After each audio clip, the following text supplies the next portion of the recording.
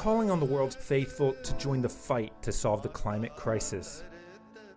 40 religious leaders gathered at the Vatican on Monday to add their voice to the growing chorus calling for world leaders to take real action to tackle the crisis. Where we can see the interface of science and spirituality. And this for me is really hopeful. The encyclical concludes with a multi-religious prayer. Every religious tradition has its own religious and spiritual resources to help us protect our common home. I call on all young people, regardless of their religion, to be ready to fight against any action that may damage the environment or increase the climate crisis. People of different faith can transform fear in hope, anxiety in confidence, inaction into action. God gave it to us as a garden. We cannot bequeath it as a wilderness. بحيث أن من قرأ القرآن تكون له نظرة على الكون، يعيش مع الكون كأنه جزء منه، ويقول ولا تفسدوا في الأرض بعد إصلاحها.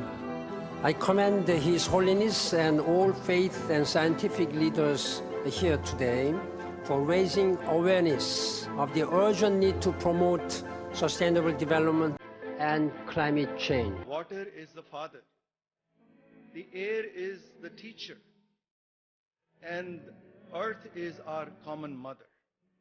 Just as we don't dishonor our mother, father, and teacher, why would we dishonor these gifts from our Creator? We must address the unequal economic systems and the human impacts of climate change.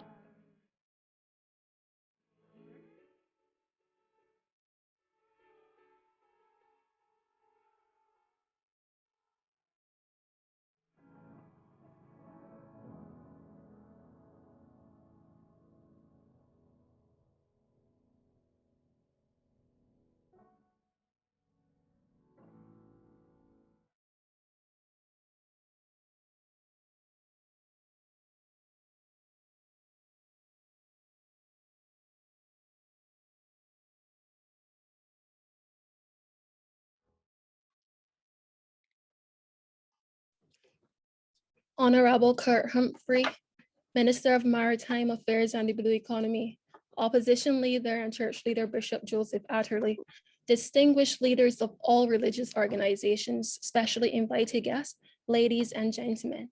Indeed, I am taking this opportunity to welcome each and every one of you to this historic virtual conference with religious denominations on climate action on this very important day, which is also World Human Rights Day. As each and every one of us have the right to a future that is healthy and environmentally friendly.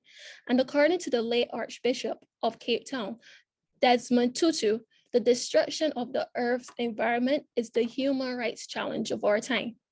All human beings depend on the environment in which we live in. A safe, clean, healthy, and sustainable environment is integral to the full enjoyment of a full range of human rights, including the right to life, health, food, water, and sanitation. This conference, which is being hosted by the Ashley Foundation in conjunction with the Ministry of Maritime Affairs and the Blue Economy, is held under the auspices of a grassroots climate action project called Accelerating Climate Action in Barbados, and will drive interest from many religious groupings and climate change experts and young people in Barbados, who will deliver presentations on the following topics on climate change, the blue economy, religious denominations' responses to the climate crisis, and empowering youth climate action through denominational activism. So we ask that you engage with us in this dialogue, and again, welcome. At this time, I would like to introduce to you the Honorable Kurt Humphrey, Minister of Maritime Affairs and the Blue Economy. Kurt Humphrey is a Barbadian politician and the current minister of the Ministry of Maritime Affairs and the Blue Economy.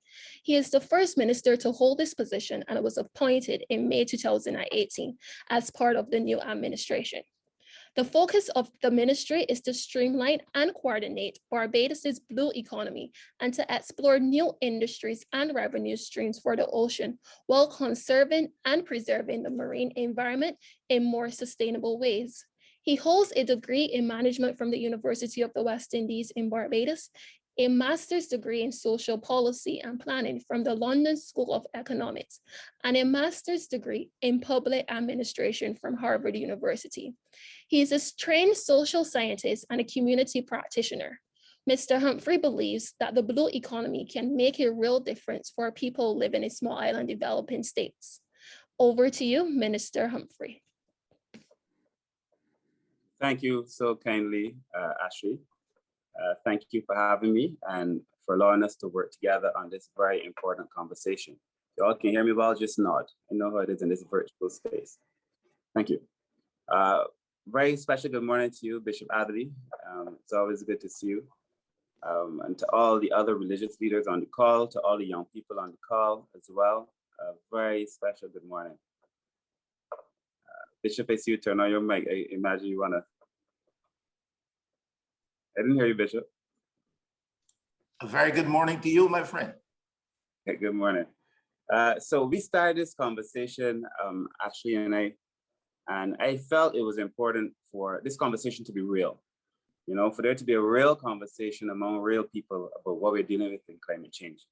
And to my mind, the religious leaders of the various faiths and the young people were going to be critical to us being able to address some of these issues. And while I have on the notes here as a future address, I just really want to spend about 5 minutes having a very quick and brief conversation about why I think this is so vitally important. And good morning to you, Ricardo. I see you there now. It is going to be important for me to be able to package this conversation and to package climate change so that people get it. Because in many cases, this conversation has almost gone down as an academic exercise. And many people do not appreciate what it is that we are truly dealing with. And in very quick terms, the world is simply getting warmer. The world is getting hotter. Human activity has seen an increase in the production of carbon dioxide and other greenhouse gases, which in essence is just making the world warmer. And as the world gets hotter, then there are severe consequences for small island developing states like Barbados.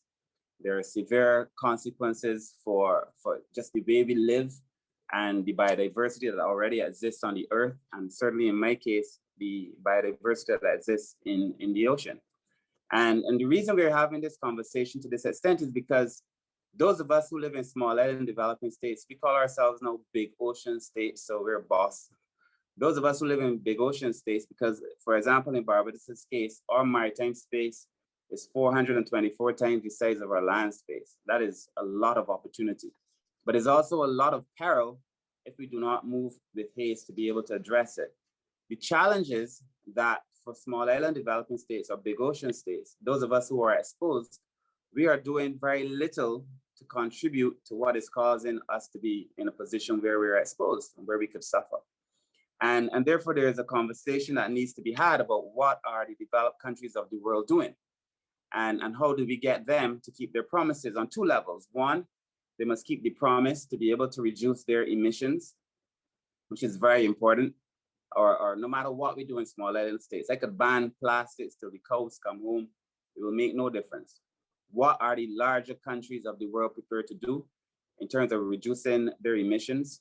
And secondly, what are they going to do in relation to keeping their commitments? Because many commitments have been made to help small island developing states, but in real terms, we are not seeing those commitments being manifested. So what are you going to do to be able to address it on both of these levels? I often say that in Barbados and other small island states, we are the victims of the climate's discontent, and we've been extremely innocent in its offense. And therefore, what role can we play to be able to address this? And I felt it was going to be a good idea because the young people, really and truly, are the ones who are going to have to take this fight forward. It's the ones who are going to be most affected by it as well. And I also felt that we need to have the faith leaders. Now, the clip that actually showed at the beginning with all the faith leaders speaking, that was done after we'd actually started the conversation. So this is not us trying to follow pattern, but we saw that after we'd actually started this conversation because we felt this was a very important conversation. And so for me, what can we do now? What are the issues? And I'll go through them very quickly in my mind. On the world stage, there are a few things that we need to, about 5 things. Financing. how are we going to be able to pay for the issues that we need to do? Who's going to finance the things that are necessary for us to be able to survive climate change in a way that allows small island developing states to prosper? And I've already said to you that for the most part, a lot of these promises are just not being kept. And therefore, how do we finance? How do we raise the financing? It's going to require innovative financing, but it also requires pressure. It requires pressure from the faith-based leaders to be saying to the rest of the world, as they did in the clip that Ashley showed, these are the things that we need to do. I've already said we're not getting the financing. In development financing, only 2% goes to the ocean. Of that 2%, it is extremely difficult for small island developing states to be able to access it. How much is coming to the Caribbean of that 2%? Probably 0.001. And then the loops that you have to jump through, the hoops, to be able to even access that finance is difficult. That's in development. In the climate finance space, equally difficult. That's one. Secondly, in adaptation, how are we going to be able to adapt? Now, I've said to people, and I'm going to say it here now, I know people don't get it, but that some of the things that we're going to have to get used to, for example, is us doing work on the West Coast. The West Coast, as we know it, is so exposed. And if coastal zone management were here, they would tell you that we need to do some work on the West Coast. So you might see sometimes boulders going on the West Coast, us needing to make a causeway into the sea. That is part of our plan going forward to be able to adapt. We either do this now, save the beaches, save our opportunities there, or in 10 years, everybody's going to be asking me, why didn't you do it? So even though it's going to make people uncomfortable, that's just a simple case of us needing to be able to adapt. In terms of mitigation, that is us being able to reduce the things to prevent it in the first place. That's where you're seeing us talking about banning plastics, electric buses, photovoltaics. I would love to see photovoltaics, the panels on board the churches and all the other faith-based organizations as we get real about what it is that we need to do. There's a hard conversation on loss and adaptation. Should they help us pay after a hurricane? Because we're more likely to face a hurricane now than before. And inclusivity, we want to be at the table. That's why you hear the Prime Minister pressuring. We want to be at the table. That's why you would have heard Ashley pressuring. She wants to be at the table. Young people want to be heard. And that's why we want to have the faith-based organizations involved. They too need to be heard. This has to be real and people have to own it. And that is the nature of the conversation we're having. Very quickly, in the blue economy space, because I asked myself, what can we all do? What can the government do? The Prime Minister is already leading the fight. In my ministry, we're just about to announce some marine managed areas. That's going to require more conversation. We've started it, but how do we protect that space? So that even though we might have to impose some restrictions now, we're generating and ensuring prosperity for all in the future. What else can the government do? We're looking at innovative financing mechanisms. The one thing that I would love to talk to you about is the Integrated Coastal Zone Management Plan, which we just settled on. And in 1 minute, let me tell you what that's about. The Integrated Coastal Zone Management Plan 2020 to 2030 is going to be vitally important. The difference between this decade of planning and the previous decade, I'm sure Ricardo would tell you, is that in the first planning exercise, there was not as much focus on the risk and the adaptation, and certainly not as much focus on climate change as there is now in this new plan. And going forward, and these are a few important points that I want to leave with you, and I do hope that we could have further conversations on them, but all applicants within the coastal zone management area must now incorporate risk information in development proposals and provide the relevant mitigation measures. So if you're within our coastal zone management area, that's I think the measurement is anybody affected on the land in the 100-year storm event. It's a measure so that it's known, we've done the coordinates, and then it's 100 meters out into the sea. Anybody who's within that space and want to do any development must now integrate risk. The Coastal Zone Management Unit has what is called a National Coastal Risk Information Planning Platform that allows us to be able to assess risk, to be able to plan for these events and so on. It must be reviewed in relation to that so that we're not allowing people to just build willy-nilly. We must have better social impact assessments going forward. We must also have the use of mitigation measures. So if you want to build on the ocean now along that space, you have to build in a way that allows, with a certain height, that would allow the ocean to pass under and to go forward and back and forth. and so on, so that you're building in a way that makes sense to reduce the damage and so on. We've also adjusted the setback. Now, currently there's a setback mark for building. And based on what we know, we're in a position to adjust that setback. It may have to be in cases that you have to set back your building mark further and so on, to be able just to mitigate it. This is going to be, I don't think that I can stress how important this is, that as we build out and as we plan out, we cannot do that which we have been doing. I represent the community of Bayville. In our planning, if you were to look at the National Coastal Risk Information Planning Platform, in the event of a disaster, not even a worst case disaster, that entire area is highly at risk. And therefore, how do we implement these measures at the community level to make sure that, we make sure that people are safe? We're also going to make sure that we do better when it comes to the coral, in terms of the direct construction near or on coral, the science that goes into it, and so on. We've already managed, Bishop Avley, we've already managed the ships in relation to the ships that can go near the coral. So we're doing what we need to do to be able to make sure that, going forward, we do the right thing. So why are you here? I really feel that this is a conversation that you must own.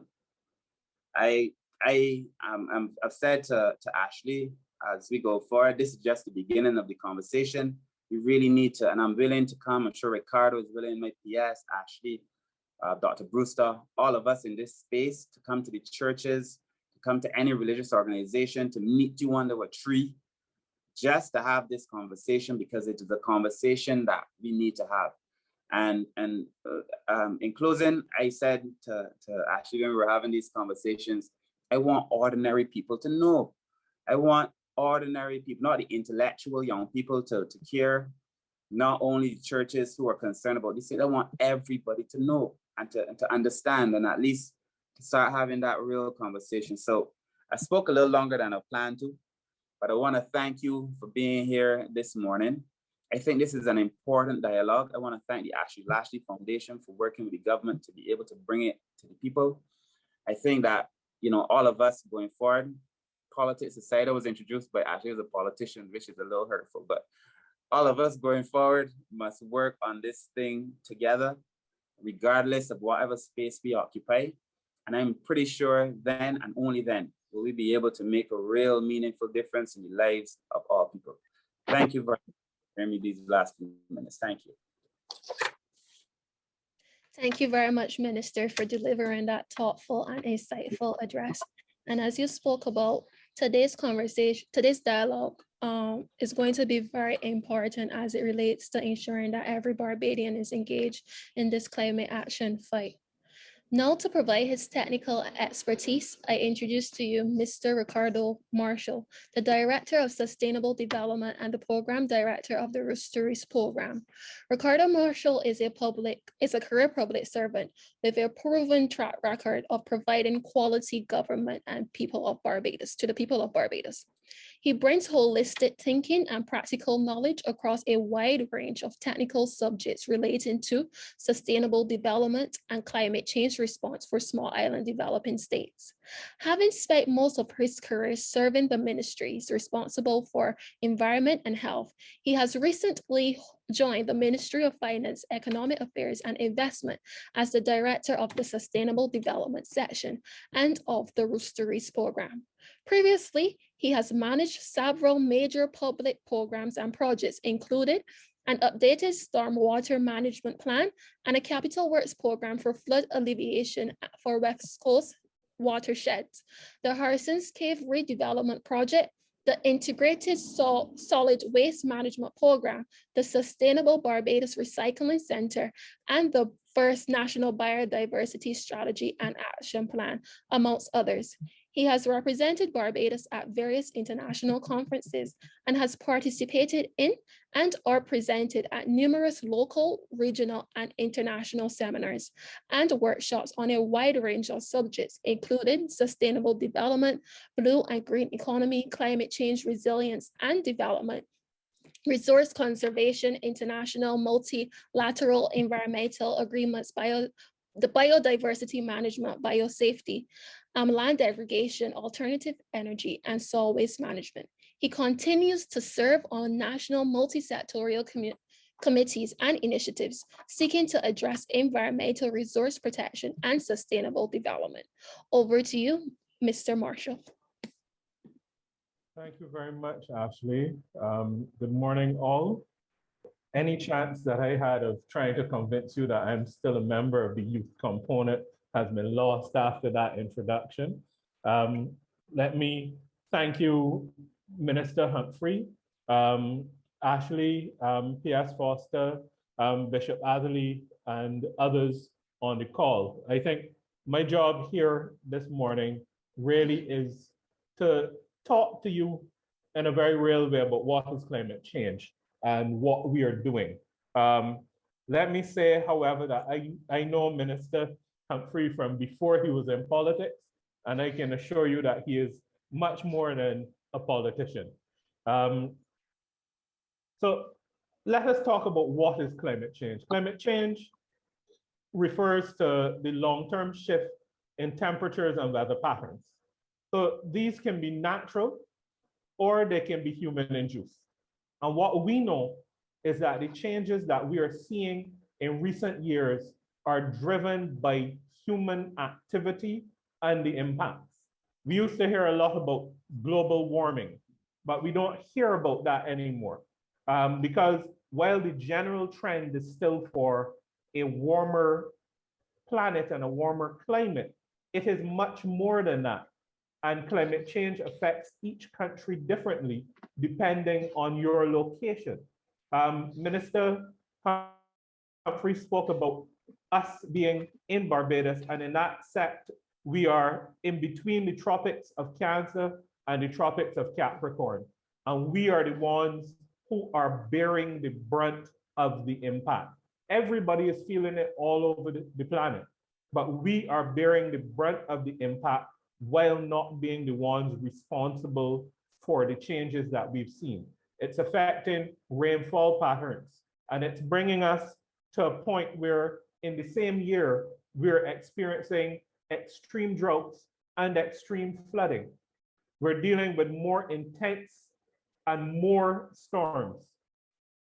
The last three most impactful hurricane seasons in terms of numbers and strengths of storms are within the last 20 years, and the last two are 2020 and 2021. Sea temperatures are rising. This has impacts on corals. This has impacts on fish stocks. This has impacts on fish movement. The sea itself is not just getting warmer, it's acidifying. It's getting more acid as it is trying to balance the pH for the rest of us. And that also has implications for corals and fish. It's also affecting timing of things such as later onsets of winters in the northern hemisphere, which means if winter's coming later and people are warmer longer, perhaps they don't come in the tourist season that we've been accustomed to. But that's also affecting us because our rainfall patterns are changing, and we're already in the top 15 most water scarce countries in the world. This affects every single sector you can think of, from information technology through to transportation and construction, all the way to tourism and agriculture. And we need as well to talk about the why before we talk about some more specifics in terms of sectors and impacts. Minister Humphrey touched on the issues of mitigation, adaptation, and on building resilience. And it's important that we don't run from these terms and we understand them. We are well-educated people. When you go around the world, the only place I ever go and see people sitting down on blocks, see people sitting down outside the rum shop reading a paper. When you go and you interact with people, the level of conversation that we are capable of having as a people is high. So we can understand these issues. We don't have to run from the science, but we need to take it and treat it in an applied or practical way. And that is why for us, we need to understand that while for the world, this is climate change, for us, this is a climate crisis. Firstly, mitigation. Minister spoke about mitigation. What does that really mean? That means how can we try to slow down the climate change that is happening, that is causing the climate crisis? The reality is there's very little that we can do as a small island developing state by ourselves, but we can bring that pressure onto other countries to try and limit what is going on and try and reverse those trends.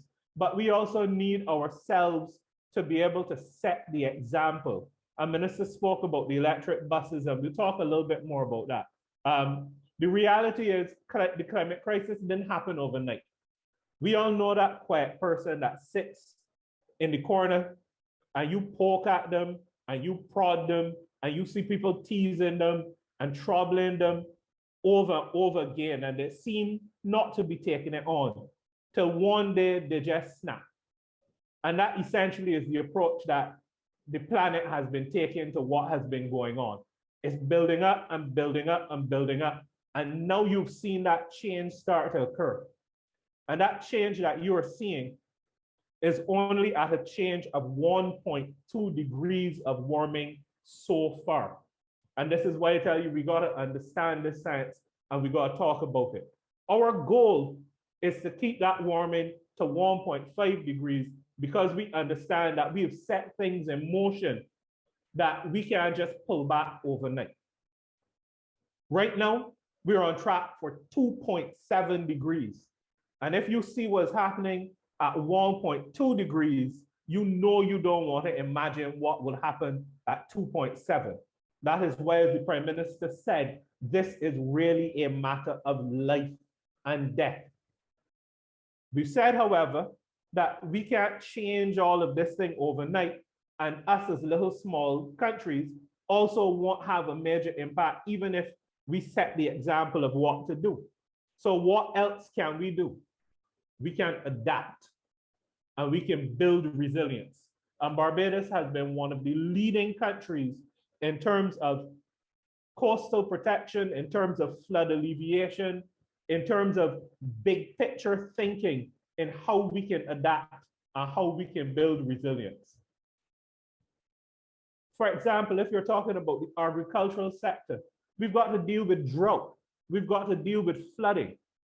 We've got to deal with the fact that we have sea level rise and we have less water pushing from on land to keep up the water that's pushing in from the sea. So if you get higher salinity in our wells, it also affects the ability of plants to grow. When we get those high impact systems like ELSA, etc., you know what those winds did and those rains did to our agriculture. But that salinity also affects our health. We can't just drink that saline water. So we now got to build more desal plants. We got to find other ways to get more water into the ground to hold back that seawater as it's trying to push in. None of us can deal with those extremely hot days and the stresses that we feel, or the plants feel, or the fish feel, or the corals feel for extreme temperatures. So that extreme temperature and health issue is for all of us, humans and plants and animals alike. We have to deal with flooding and more mosquito breeding spots and disease vectors. That change also reduces the quality and the availability of our food, including in that is our fishing and our fish stocks. It impacts the reef, and that then reduces the amount of fish that the reef itself can support. So that then affects our fishermen, including our pot fishermen. We see changes in sargassum, and that's related to climate change. So we need to adapt. We need to be able to target different species. We also need to try to figure out how we're going to address the wider fishing issues. And we're working now globally with the rest of the world to try and address management of our oceans in general. Excuse me. Tourism. We think all the time, okay, it employs a lot of people. If you don't have people coming, then what are you going to deal with? But you also need to understand it's going to damage the tourism infrastructure. You're going to see a decline in reef quality and quantity that affects the fish.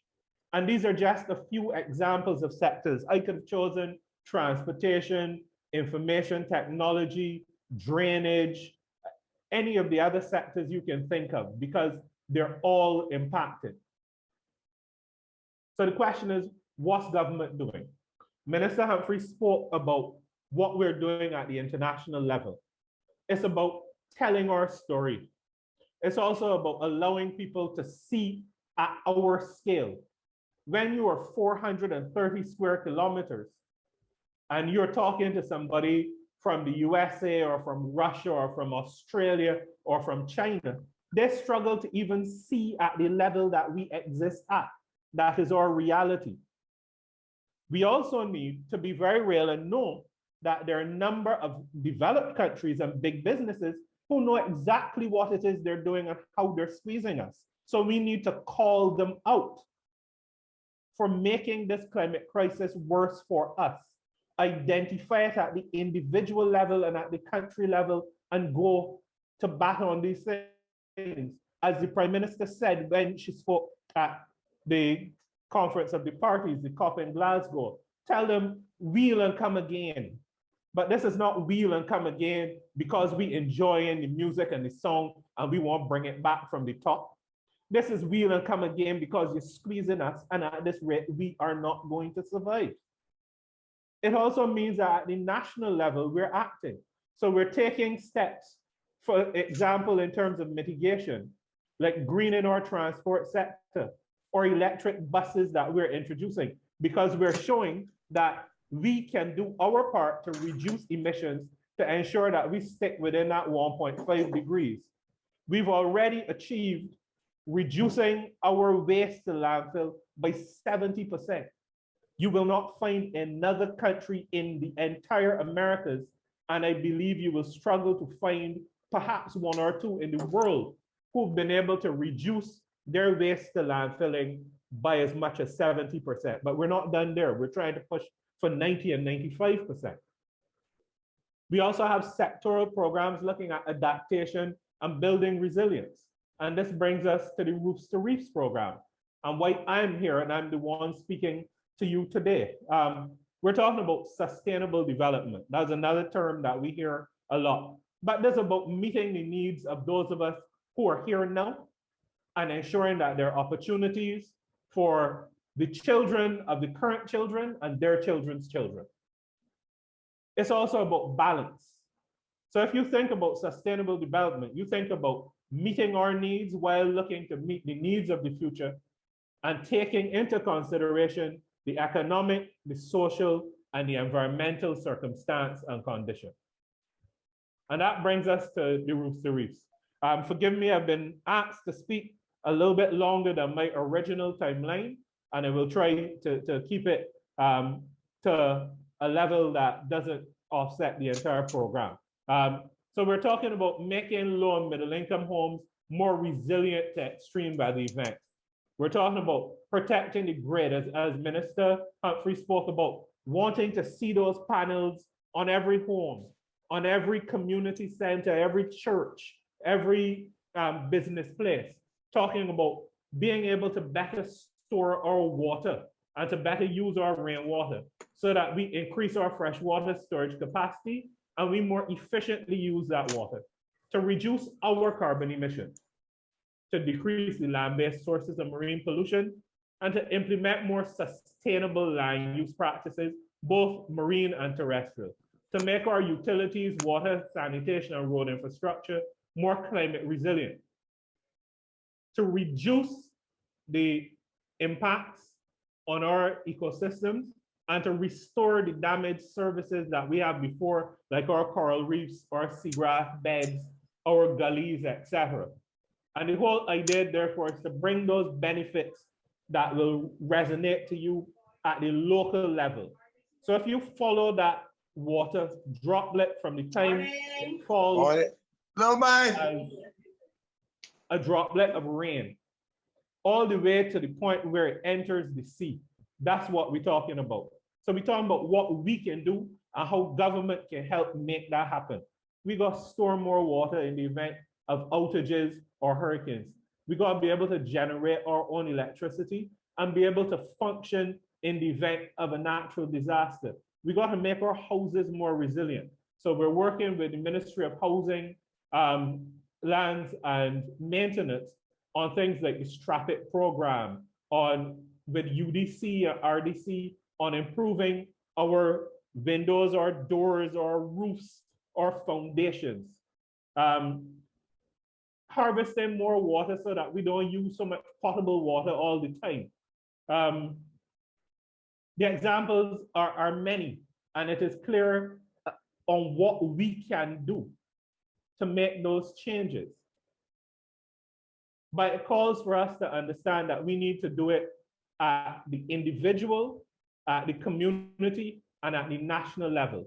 We got to tackle water, energy, waste, land use, and all of our individual efforts add up in the areas of mitigation, adaptation, and climate resilience. And so the question is, what can this group, or I should say combined groups that are here today do? Faith-based organizations, you spread the word. You've got to spread the word on climate change. Engage with the science and support the cause. Bring that understanding and sense of responsibility. You also need to calm your people. They're going to come to you for that guidance and that leadership. And when they get panicked and they start to feel those pressures, you need to be that calming influence. And you already work on this. So it's just expanding it into the area of climate change. And importantly, activism. Make yourselves heard. This is important. Similarly for the youth, you need to educate yourself. You need to then educate others. Each one, teach one. Bring it to the reality of the youth that, given our more advanced years nowadays, Minister Humphrey and I may not always manage to do. And again, that activism, make yourself heard. Youth, you are literally the present and the future. We've got to do it the right way, though. We've got to be willing to come to the table. I had the opportunity to spend time in Glasgow with Ashley, and she is an impressive young lady over and above what you are seeing here. I got to see her in action on the world stage, and it shows again what we as Barbadians can do. She was willing to engage. She was willing to teach and to learn, to share her point of view. And we all need to do that. Respect is a two-way street. I will always respect everybody I encounter. And if we all respect each other, we can really continue to make a difference. I want to thank you for listening to me go on for a bit. Minister Humphrey and Ashley can tell you that this is short for me. I can probably go on for a few days on this topic. And really on the climate crisis, there's always so much to say. So I want to make it very clear that I am available, as Minister Humphrey said, to meet with any and everybody. I meet with people ones and twos. I meet with you in the hundreds. I meet with you in the thousands if necessary. Under the tree, by the boat, in the church when we are at a point where we can attend comfortably during this pandemic. And I want to specifically thank the Ministry of Maritime Affairs and the Blue Economy and all of the other ministries that I work with on a daily basis. But specifically in this instance, the Ministry of Maritime Affairs and the Blue Economy and the Ashley Lashley Foundation for bringing us here together this morning. We are all in this journey together. Thank you. Thank you, Mr. Marshall, for your informative contribution. And as you said, there's a saying that goes 1.5 to stay alive. And today we want to know how our faith-based leaders have been responding to the climate crisis.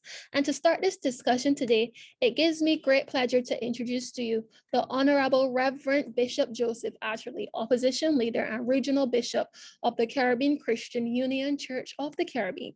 Bishop Atherley served as a member of Parliament from 1999 to 2008 and 2018 to present.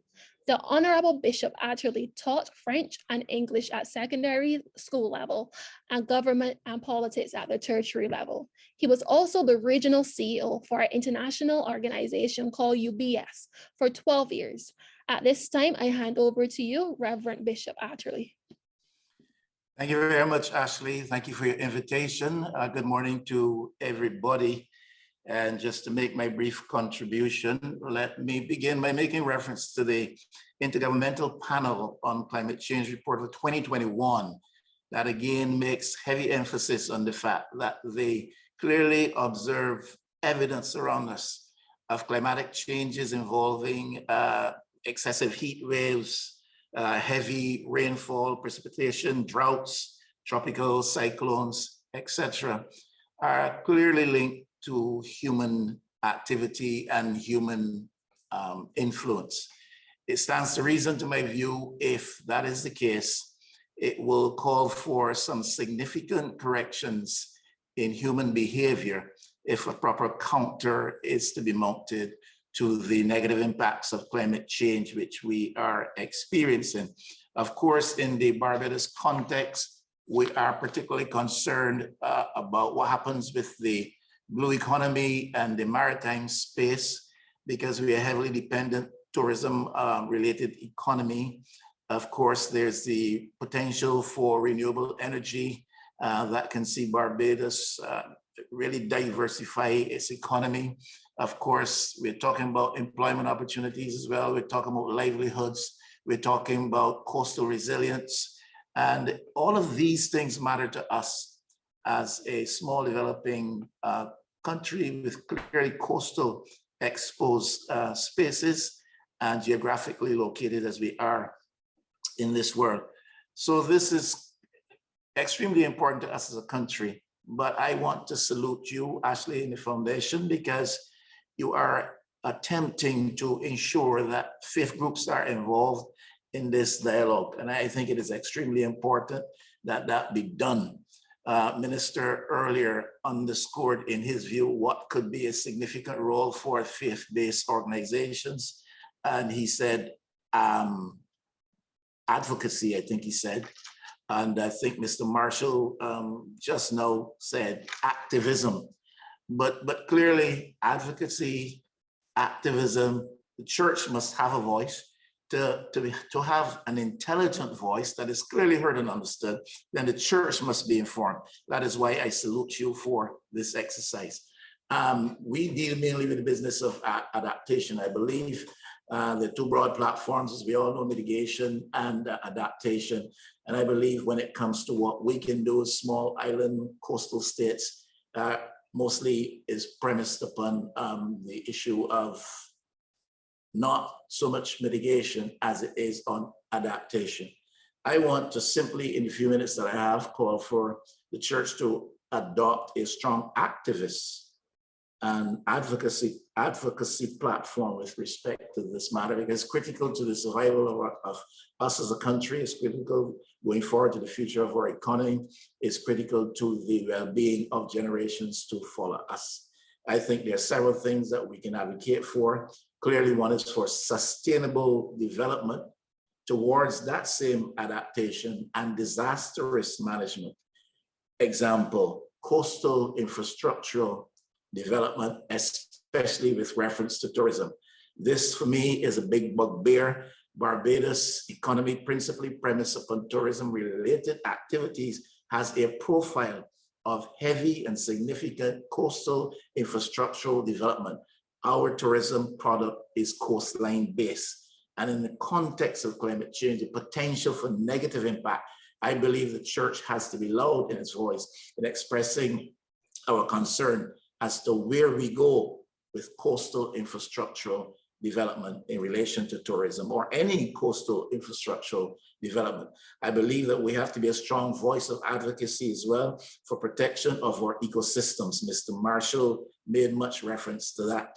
We live, and we're very complacent, almost indifferent sometimes, to the biodiverse elements that hold our ecosystem together.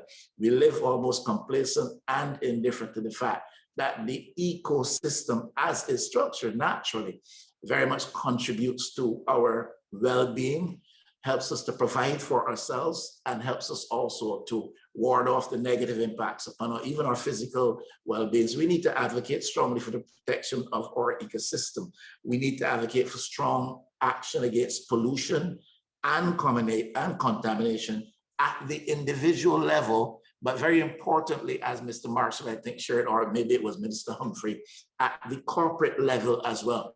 Because I believe in Barbados, businesses still get away with a lot of what the average Barbadians will call murder with respect to how our ecosystem is treated, with respect to the processes that can induce or conduce to contamination and pollution.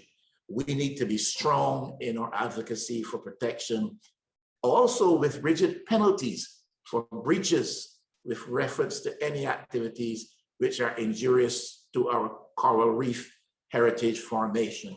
And that's a subject that Minister Humphrey and I have some interest in for sure, and of which we will be speaking together, I'm sure, much more later. But penalties for breaches, because it is all right to have in place regulatory frames, but people persist in breaches, and those breaches overall have that potential to negatively impact and injure not only the economy, but the well-being, the natural habitats. We've got to make sure that these breaches are strongly penalized. And when it comes to our coral reef heritage formation, that is a significant activity there. We've got to be very careful with that. We need to advocate very strongly for a tax policy that is incentive-based, I believe, that encourages the incorporation into use of new building techniques, new technologies with respect to how we build. This is very important. We are in an age of advancing technologies. The way we do things of yesteryear perhaps in part contributes to where we find ourselves today. But if we want to improve the outlook going forward, then we have to apply new technologies with reference to business practices, but also with reference to building construction. We need to advocate very strongly, in my belief, for a program with respect to waste to profit emphasis that will enable us to reduce, reuse, and recycle elements that we have to deal with in the various processes of life and business. This is not new. The triage, reduce, reuse, recycle. We need, as a church, to advocate very strongly for that. I believe that the church has a role in helping to advocate towards the pursuit and the attainment of the National Renewable Energy Goal 2030. Church infrastructure, church utilities, I think already this has been said either by Minister or Mr. Marshall or both. But when we construct our church buildings, when we outfit our church buildings, when we refurbish our church buildings, we need to be thinking in terms of the infrastructure and the technology that we apply, the utilities that we inculcate into those matters. There must, in my view, overall, I'll be finished with this, prudent management of the industrial exploitation of the ocean-based mineral resources. Barbados is on the verge of doing that. Ghana has now done it. That oil exploration, gas exploration offshore, but we need to advocate for a strong and prudent management of any such activity into which we enter as a nation. And thank you. I hope I didn't take too much time, Ashley. Thank you, Bishop Atherley, for your sterling contribution. Indeed, you didn't take too long. You've made very pertinent points. Please be reminded, everyone, if you have any questions, please place your questions in the Q&A box below. At this time, I will now introduce to you Reverend Irma Ambrose of St. Paul's Church. Reverend Ambrose currently serves as director of the St. Paul's Anglican Church, chaplain to the Barbados Church Army, and chaplain to the St. Paul's Primary School. She is married to Reverend Ian Coleridge, priest in charge of St. Bartholomew's Church, and they are proud parents of their sons, whose name is Vincent Nathaniel Claridge. Her hobbies include listening to music, singing, reading, traveling, meeting people, and sailing. Reverend Ambrose's philosophy in life is, with God, all things are possible, and she would like to share this news with the world. Over to you, Reverend Ambrose. Thank you very much, Ashley, and very good morning to the entire panel. Even though I was skeptical with regards to the invitation, because that always means some research and then speaking before a crowd, because I am shy. I am happy to be here with familiar voices. I want to preface my short presentation with 2 hymns, 2 verses. Yes, God is good in earth and sky, from ocean's depths and spreading wood. 10,000 voices seem to cry, God made us all, and God is good. Then the other one, which is quite familiar, we would have heard it in Sunday school, those of us who had the privilege, and I have adapted words, and I'm using the CPWI. All things bright and beautiful, all creatures great and small, all things wise and wonderful, the Lord God made them all. And so the special verse that I want us to take, which is adapted, is the waters round our islands are brimming full with food, grouper, crab, and lobster that do our bodies good. That, of course, is this edition. I preface my presentation because when we sing in church, we pray twice. And it's important for the congregation, the general body, to realize that the creation that we have, in which we live and we take for granted, is extremely important, and we need to take care of it. We need to appreciate that it is God who made us and made the creation for us to enjoy. And part of enjoying it is to ensure that we do our best to ensure that everybody is able to survive and have a great time. And as we think of having this great time, we recognize all the changes, the climate change that is happening, the global warming, the hurricanes in and out of season. It is really scary at times. I had the privilege to live in the Bahamas, and every year is a hurricane or 2, and that is not cool. But anyways, with regards to our responsibility in alerting membership, because the church seems, in the opinion of many, that we have a captive audience. In 2017, our diocese here in Barbados, we actually launched an environmental policy. And that was, we were being encouraged to do so with regards to the worldwide communion. And I just want to share again another quotation. And this time it's from Justin Welby, the Archbishop of Canterbury. And he would have said this in 2017. As people of faith, we don't just state our beliefs, we live them out. One belief is that we find purpose and joy in loving our neighbors.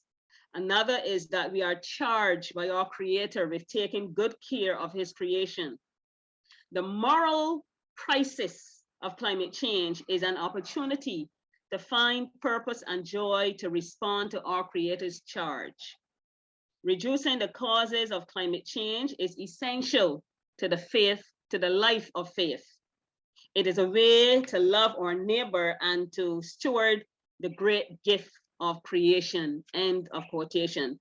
So this world in which we live and the climate that impacts all of us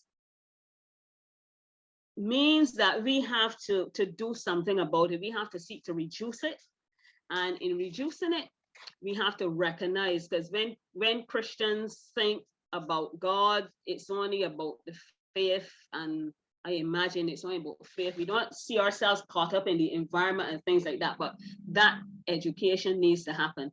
We need to realize that the sea shores are important. All these things are critical. We need to understand, in fact, when in 2017, I think when Minister Humphrey organized the banning of plastics, oh, I'm sure many of us in the church thought, what is wrong with you? What are we going to do? Because plastic is easy to use. But when we see the impact that it has on the turtles in the ocean, the fish, all kinds of sea life, then we have to rethink. And so whilst it was hard and expensive, because churches get involved in these activities and they sell everything in takeaway containers and all this plastic, then we had to do something about that. So with regards to St. Paul Church, we at our fiesta, we had our theme, our annual fiesta would have been, we would have had that April 28th every year prior to COVID. So the one theme we had was Fiesta Fusion, Enviro-Friendly Edition. So we got rid of all the plastics and we went green. We had members come to address the congregation outside the Sunday morning service and inside of Sunday morning services as well, to share with the gathering how important it is for all of us to get on stream and stop complaining about not having the plastic bags anymore. We had Mrs. Tora Lord. She's the waste management coordinator of the project management coordination unit in the Ministry of Environment and Drainage. And she was able to speak a Sunday morning on the topic reduce, reuse, recycle. And it was the first time I realized that I actually needed to wash the cans, you know, when you use the tuna and whatever cans, first time I realized you should wash your cans before you put them in the garbage. All of these things are important. It is the first time I realized that you shouldn't use so much bleach. You need to find some alternatives when you're washing the dishes or whatever have you, vinegar, or you need to look for the other chemicals or less chemical agents to help the earth, you know, rejuvenate itself. All of these things are important. And these are things that the basic householder can get involved in. And the basic householder is who will make things easier. So climate change is our responsibility. It is important for us to share that knowledge and to get on board with all that is happening. The Anglican Church, we have started to explore the photovoltaic. So very soon, some of our church buildings will have on their roofs those structures. And whilst it is going to be helping financially, it's also going to be helping the actual Barbados, the environment, the climate, our environment. And I think that this is a very good initiative that we are engaged in, but again, within the context of the church, when we do more action, everything works better. We just need to understand that something that we say very often, cleanliness is next to godliness. If all of us were to clean up our environment, our yards, less garbage disposal, our workers would have less to do. There'll be separation of garbage, etc. We know what to put where, and we will definitely be able to have a better earth that God has given to us. So I, as well, with regards to St. Paul, we were able to be part of the tree planting exercise. We're encouraging persons to eat more local and to ensure that whatever trees we have around us, they are productive, not only for the food, but also for the shade. So in January 11th, some of our members of St. Paul went down to St. Lucie, where they had the planting of trees. And also we did some planting at the botanical gardens as well. A combination of young and old. We went very early in the morning to assist with this part of enhancing our environment. So tree planting, garbage disposal, photovoltaic, even carpooling, all of these things are things that the average individual can do and ensure that we put a pause on the destruction that is happening with regards to our climate.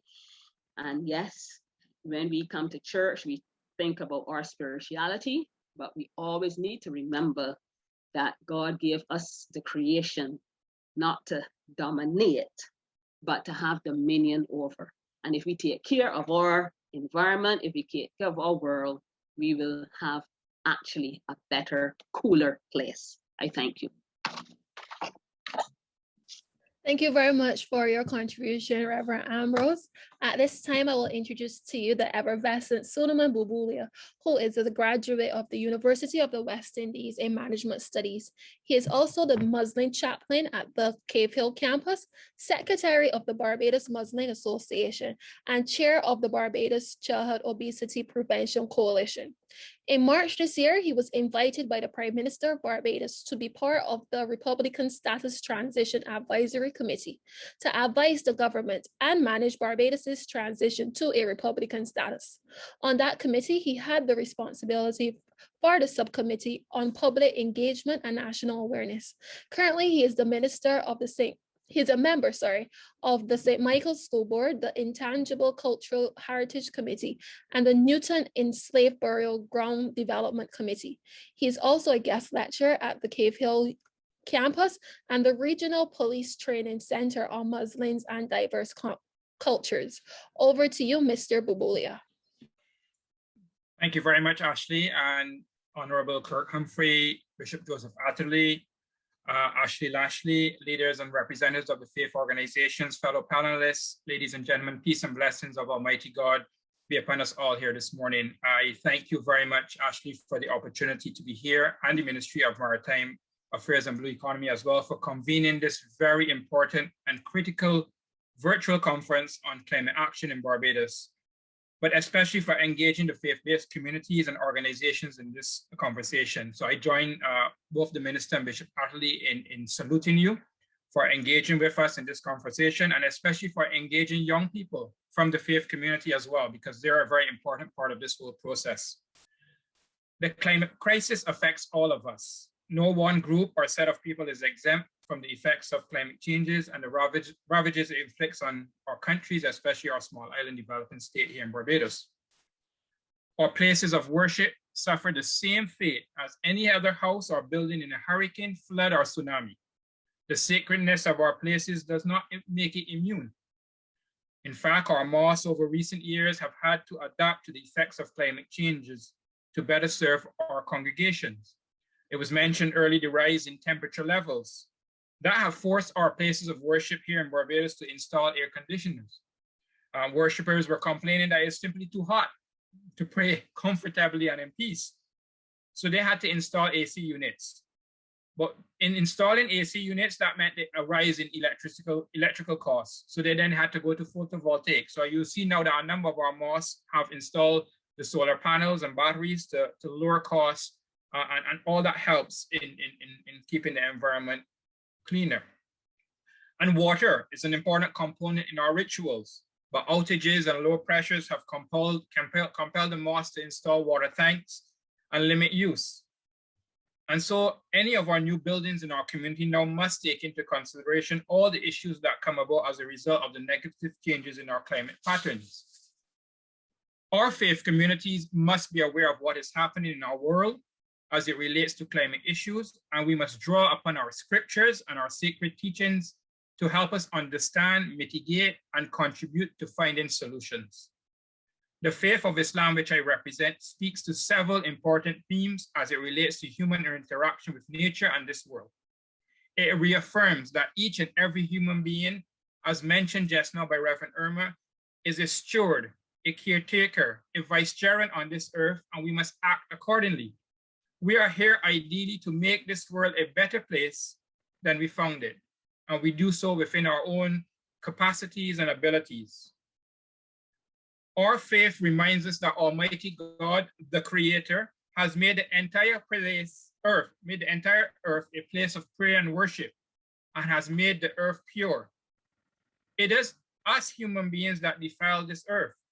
It is by our actions on one hand and our inactions on another that causes this earth to lose its purity and cleanliness, its sacredness and its beauty.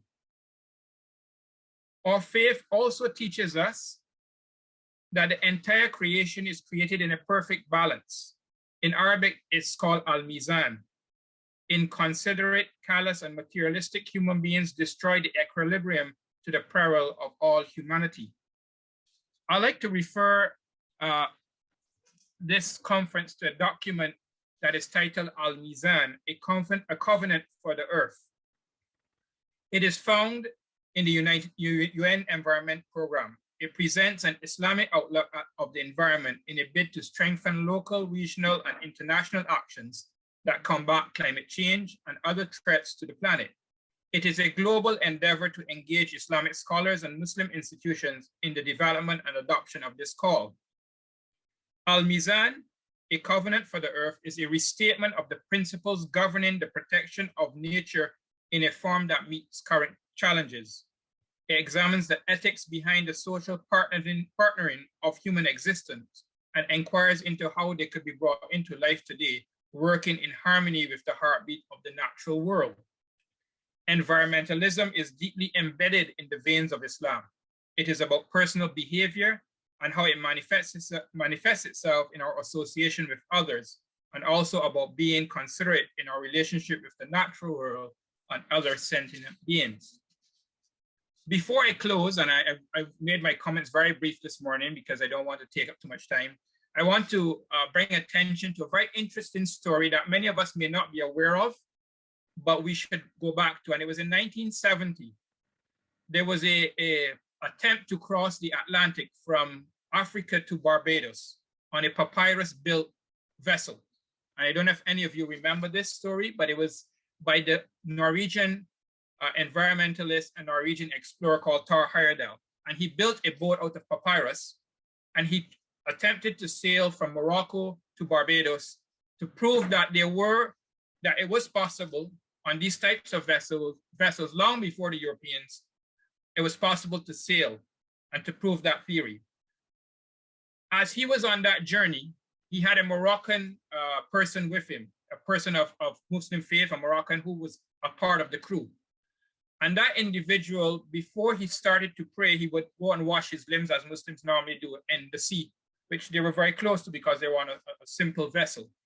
And as he was washing, preparing for prayer, he noticed regularly these clumps of black clumps in the sea, oil. And then they began to pay attention to what was floating in the water in 1970, and it was a lot of wastage at that time in the sea. And that informed them of the environmental challenge of what was happening in their time, and imagine what's happening now. And they brought that to the attention of the UN when they arrived in Barbados, what was happening. I say all of that to say that we have an important role as faith-based communities in whatever we do, whatever rituals we carry out. We have a part to play in the environment, and we have a part to play in the solutions that are brought about. And I'm just happy to hear Reverend Irma speak about what their church has done, because we have had to do similarly with our fundraising, with our activities, move away from plastic to disposables and highlight that to our congregations. So in closing, I would like to wish this conference every success. I'm grateful for the opportunity to present this morning, and especially happy that faith communities are seen as important partners in this fight to bring awareness, action, and solutions to the climate crisis. Thank you very much. Thank you, Mr. Bubulia, for your interesting remarks. And at this time, I now invite you to meet Reverend Michael Holford of Abundant Life Assembly.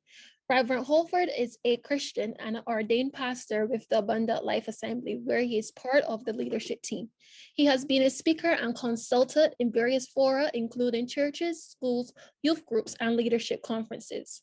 Michael has nearly 2 decades combined of experience as a leader and has a willingness to share his wealth of knowledge.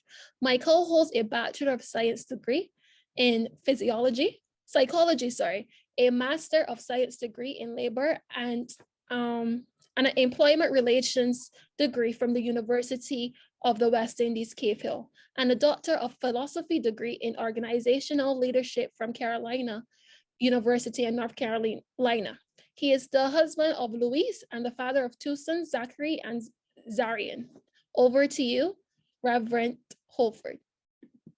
Thank you, Ashley, and good morning to everyone. Good morning to Minister Humphrey, to Bishop Adderley, to the members of the clergy, the members of the Muslim community, the members of the Rastafarian community, our online guests, members of the journalistic community. Good morning to all of you. Thank you for this invitation and this opportunity to share briefly on this important issue that affects all of us, especially as part of a small island developing state. As a good pastor, I just want to start with scripture. And the word of God from Matthew chapter 22, verses 36 to 39 says, "Teacher," speaking of Jesus, "which is the great commandment in the law?" And Jesus said to him, "You shall love the Lord your God with all your heart, with all your soul, with all your mind. This is the first and great commandment. And the second is like it, you shall love your neighbor as yourself."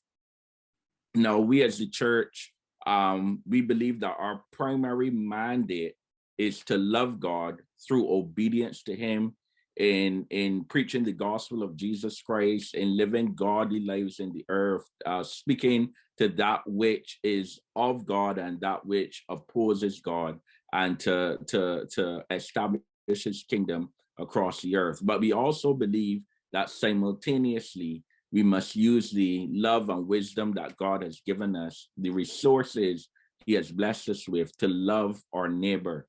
And in this context, our neighbor would be those who are or those who can be impacted by the consequences of climate change.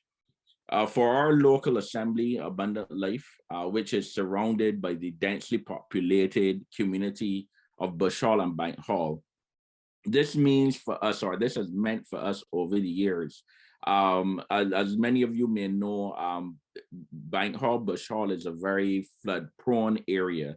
And it doesn't even take a storm per se to cause flooding, but especially when there is storm weather, there's great flooding and there's great loss of infrastructure in that community. And for us, it meant convening a natural disaster committee, which is made up of medical professionals, social service professionals, persons in the construction arena, and others, who compiled a plan of action in preparation for and in the aftermath of hurricanes and storms. While the plan is holistic in nature, it identifies the vulnerable groups in our church community and our surrounding community, this being the impoverished, the elderly, and the disabled in our assembly, as well as as I said, our surrounding community. The plan of action is implemented prior to the hurricane season to allow for repairs to decrease infrastructural loss or removal of debris to prevent flooding. While resources and outreach would be limited, our benevolence and counseling services from the church are also made available at no cost to victims of these types of disasters. As a church, we endeavor as well to lead by example in the reduction of greenhouse gas emissions. And we have recently been exploring the options of renewable energy sources, specifically the solar voltaic panels. And it was good to hear from Mr. Marshall this morning, who I messaged to let him know we would like to have a conversation with him as well, with the possibility of not only for a church to have those panels outfitted, but also for members of our church. As you would know, this mechanism helps, as I said, to reduce greenhouse gas emissions, but as well, it supplements energy needs for those who are using electricity. We believe as well that the harvesting of rainwater, especially in an island that like ours, which is has a serious issue with drought, a serious issue with not being able to capture water as we would like. We see water harvesting as a important part of our adaptation and mitigation measures, and we use this water in storage tanks for the flushing of the toilets at the church as well as agricultural irrigation.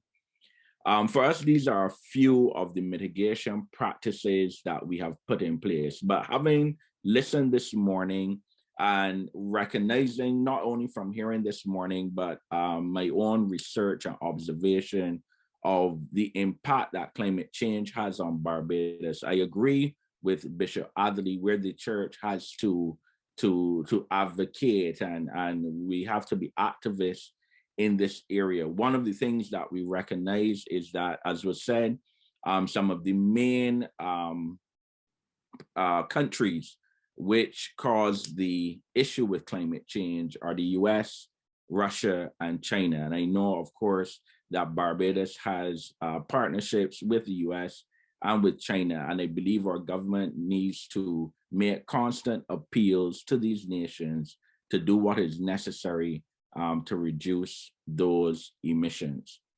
But specifically as a church, as I come to a close, well, we can do these, what we may call practical things. Well, we can put in place these measures of adaptation.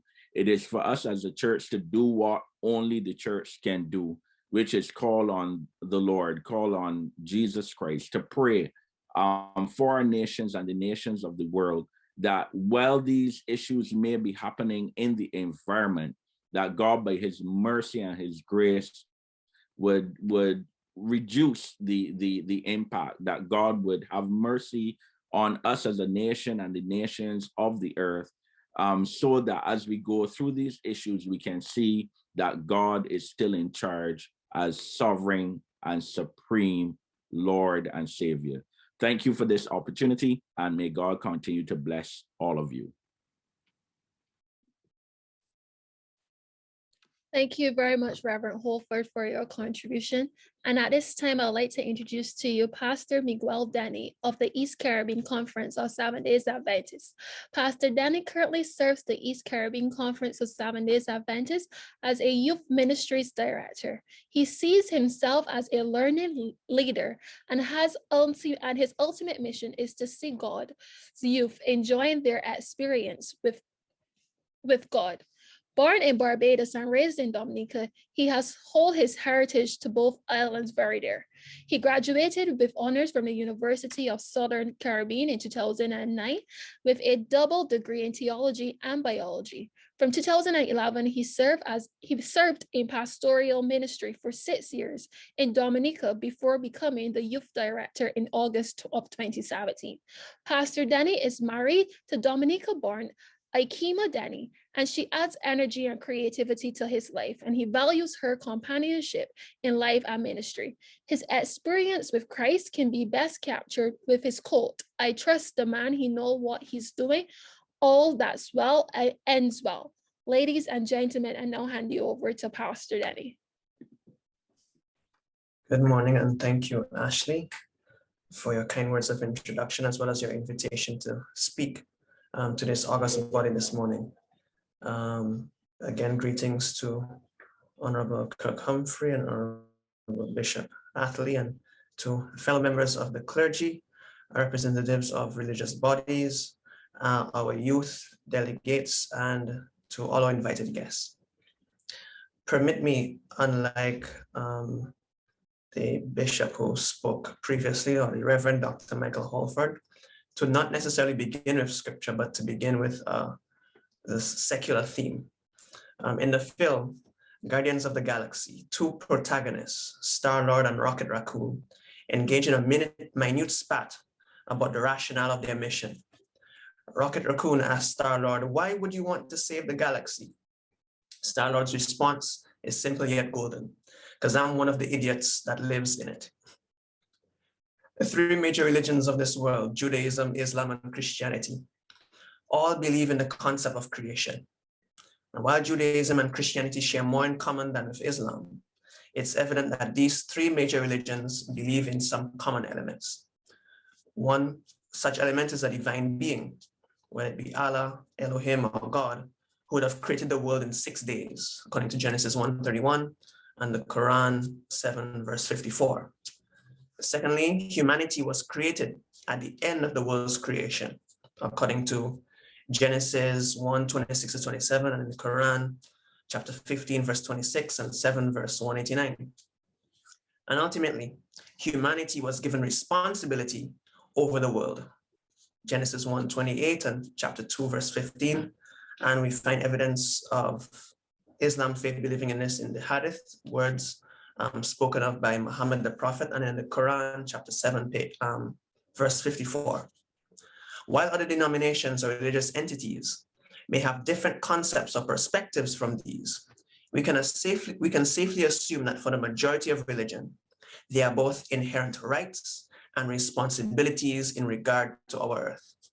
Being created by deity leads us to some level of responsibility to deity and what deity deems us stewards or managers of. What drives this point home even more is the occurrence at which mankind was created. Simply looking at the Jewish narrative, we find that God makes, then fills. On day one, God makes light and then fills or cements that light via the sun, moon, and stars. On day two, God makes the sky and seas and then fills them with birds and sea life on day 5. On day 3, God makes land and vegetation and then fills that land with fauna, and finally mankind on day 6. Since man is created last, he is the beneficiary of all that came before him. He has light to see, air to breathe, land to walk upon, celestial bodies to dictate times and seasons, water to drink, and birds, fish, and land creatures to enjoy their company. Mankind is the most favored when it comes to planet Earth. It is sad, therefore, to know that because of mankind's misuse of creation in the most significant way, albeit due to the result of sin, that creation seemingly groans in agony. Hurricanes apparently have no season. Forest fires plague different parts of the world. Global warming makes the day unbearable, and the list goes on. And as Barbadians, we are not immune to climate change. As published in the Inter-American Development Bank's publication in 2011, the effects of climate change are imminent and real. And being 10 years removed from this document, they are more starkly apparent today.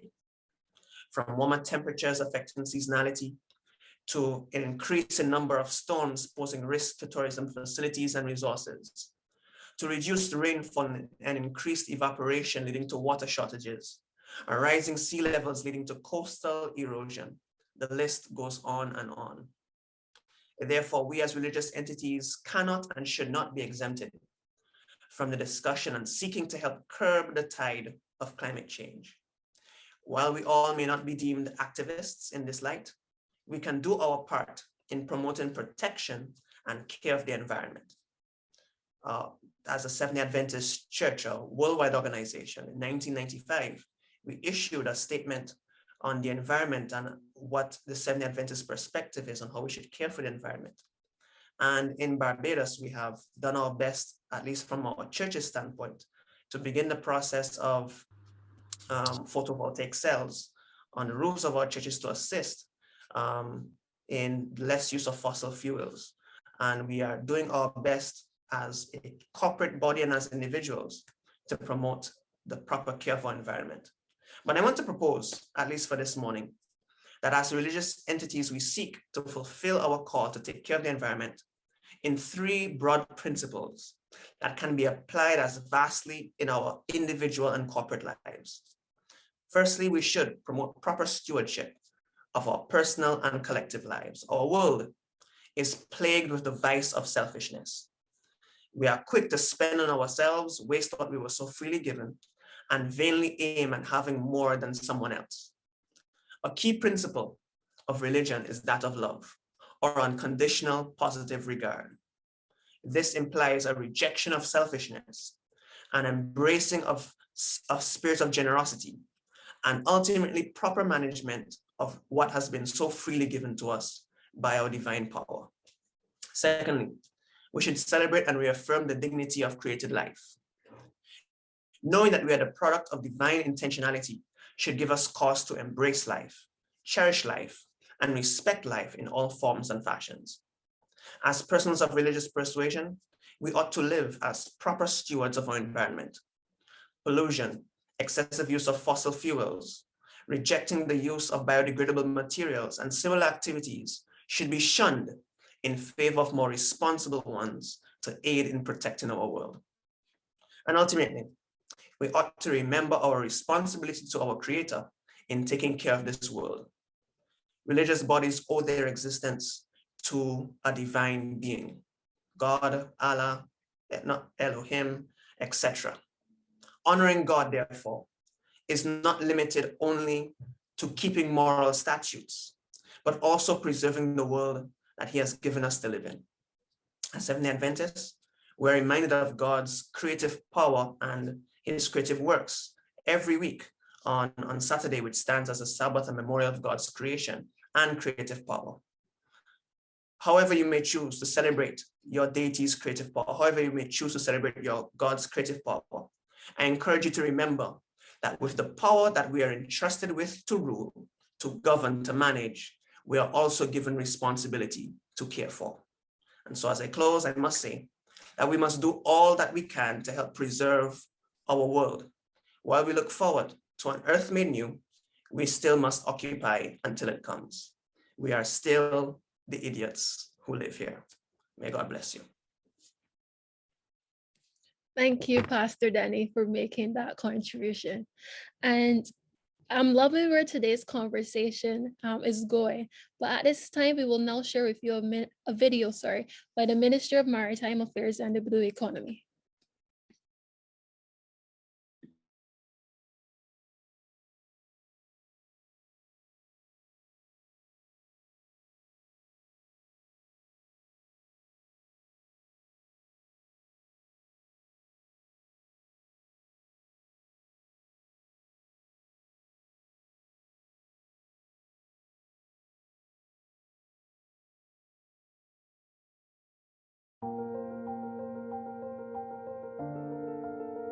Due to the COVID and the regulation and stuff like that, it's been a little tough, but we've kind of worked through it a lot, trying to get more kids on the water. Obviously, parents are still concerned in terms of the numbers going up in COVID. We're trying our very best, obviously, to deal with the kids, just trying to keep them in line with the protocols and try and get them, obviously, social distance on shore while rigging, and just learn to have fun, pretty much. It's a little difficult, to put it that way. It's hard, especially because of the online going on. Online stuff, the timelines when they're finished and to get down here, and the availability time is still pretty much the same. A little difficult, but yeah, we work with it. For right now, I just use it as experience to explore different types of sports, and after this, I hope to build further and be better at sailing and to be able to sail all around the world and stuff. Barbadian schools in the near future may well have a curriculum that has classes on the blue economy. Kirk Humphrey, Minister of Maritime Affairs and the Blue Economy, shared his vision recently during a handover of 7 open skiff sailboats at the Barbados Yacht Club in Bay Street, St. Michael. Mr. Humphrey revealed his ministry was collaborating with the Ministry of Education, Technological and Vocational Training in its Swim for Life initiative, and there were discussions about including teaching about the blue economy in schools in the near future. First, I want to thank the Yacht Club and the Sailing Association. I particularly want to thank Dr. Rita, who's been working with us from the start of this program. The ministry started a program called VC, V-Life, and the idea was to introduce young people to the ocean. You know, not to the blue economy, but to the ocean. And the reality is that we felt we had to fix a lack of relationship among the young people. So as part of VC Life, we had a Swim for Life program where we taught last year about 1,000 young people to swim over summer. And we had put everything in place this year to teach another 1,500 to swim. And with COVID and the need for us to practice social distance and so on, it became difficult. But I'm still hopeful we can teach some young people before the end of the year. The Sail for Life was also part of that program. Last year, I think we did about 37 people. 37 young people learned to sail. And it was a well thought through program, sir, because we went from learning to swim, and we were also teaching fishing as part of our rollout. So it's just to get young people into the ocean and into the sea and having that appreciation for it. The Maritime Affairs Minister also noted his ministry is in the process of liaising with the Ministry of Youth, Sports and Community Empowerment in an effort to bolster its We See, We Life program. So the conversation with the Ministry of Education is very important, getting it in the schools. Will I be speaking to the Minister of Sports? I have already been speaking to the Minister of Sports. In fact, the Ministry of Sports through the National Sports Council is very involved in the VCV Life program, so that the Swim for Life program is actually managed directly for us by the National Sports Council, so that the Sail for Life, the Ministry of Sports is also involved, because they tell us which students have been trained up to be able to swim, and so on and so forth. There has already been that conversation. Gus and I have had formal and some informal conversations too about the potential for Barbados to go back being a dominant sailing nation. And what do we need to be able to do that? So, of course, we're going to require greater conversations with the Ministry of Sports. But I think the fundamentals are important. I think getting these young people here to actually understand the rudiments of sailing, to have the necessary equipment to train them up, to just bring back that level of competency from the ground up is very, very, very, very important and essential. So, yes, we need to deepen the conversation, but I think what we're doing here is extremely, extremely important as well. President of the Barbados Sailing Association, Dr. Gus Reeder, thanked the Barbados Yacht Club for providing a home for the BSA and for its part in helping to teach young people to sail. Once again, thank you. Thank you to the Commodore of the Yacht Club, Mr. Dick Stout, who's just over here. Many years the Yacht Club has accommodated us, assisted us, provided us with space, and we hope that relationship continues. And I'll also recognize my Vice President, Mr. Franchera Ellis, who helps keep the wheels turning. I'll best put it that way. Minister Humphrey also indicated further talks with the Sports Ministry would examine the future of beach sports like water polo and volleyball. I think we have a much better chance. I will deepen the conversation with the Minister of Sports, as we have, because we've been talking about a lot of beach sports, volleyball. We've been looking at water polo. So the ministries have definitely been talking in the past.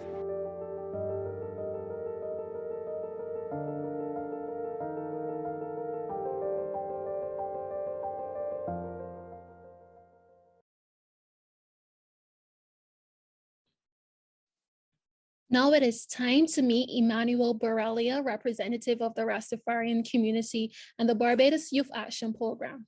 Emmanuel is one of the founding members and vice president of the Barbados Youth Action Program and the CEO of Pharmacy Fruit and Vegetables.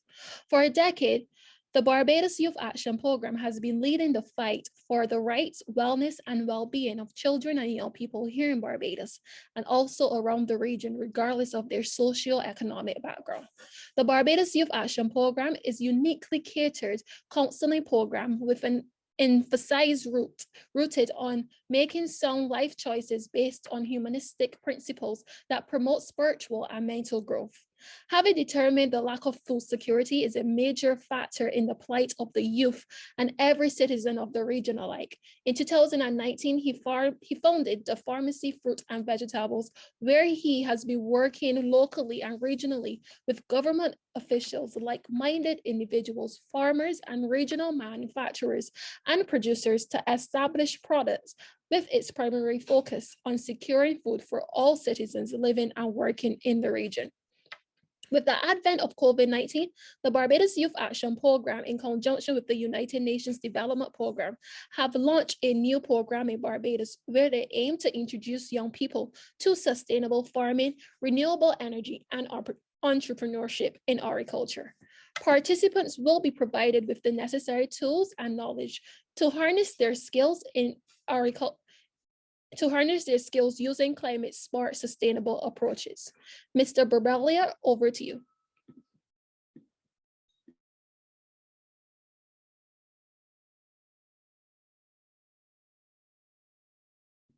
You're muted, Emmanuel.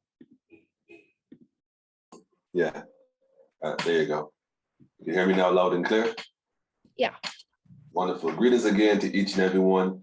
In the name of His and Her Imperial Majesty, Emperor Haile Selassie I, Empress Wazir Mene, one perfect balance. Greetings to the honorable ministers and reverends from other faith-based groups, also to the brother from the Islamic community, Salam Alaikum, and invited guests, young people, and everyone viewing or part of this today.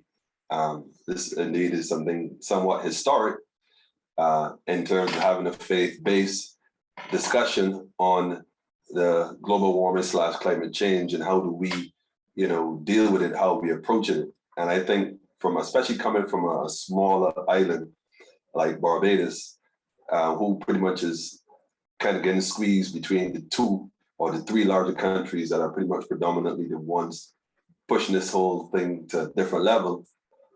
I think what's important, especially as a Rastafari, is to recognize the spiritual aspect of what is happening. I don't know if we actually grasp it, and I'm almost certain, with all due respect, that I doubt any government at that level will grasp the spiritual aspect of what is happening. It's okay to look at it from a realistic standpoint or a physical standpoint and not think that there is a spiritual reason for what's happening. I think what's also important is that every faith-based group that's here today can, and I'm almost sure, agree that, like the sister was talking about earlier, the new earth will not come on this side of the rapture, to use the term loosely. It would be on the other side, meaning to say that throughout the scriptures, there's several prophecies that indicate that the earth will go through some changes. As a matter of fact, let me just bring attention to the first few sets of climate change issues. We could use the Metanetu, the Epic of Gilgamesh. You could even use the Bible, going back to Genesis when it talked about a flood. The flood would have been viewed as major climate change, especially for people who had never experienced rain or that extreme kind of weather in their life. It would have been completely extreme.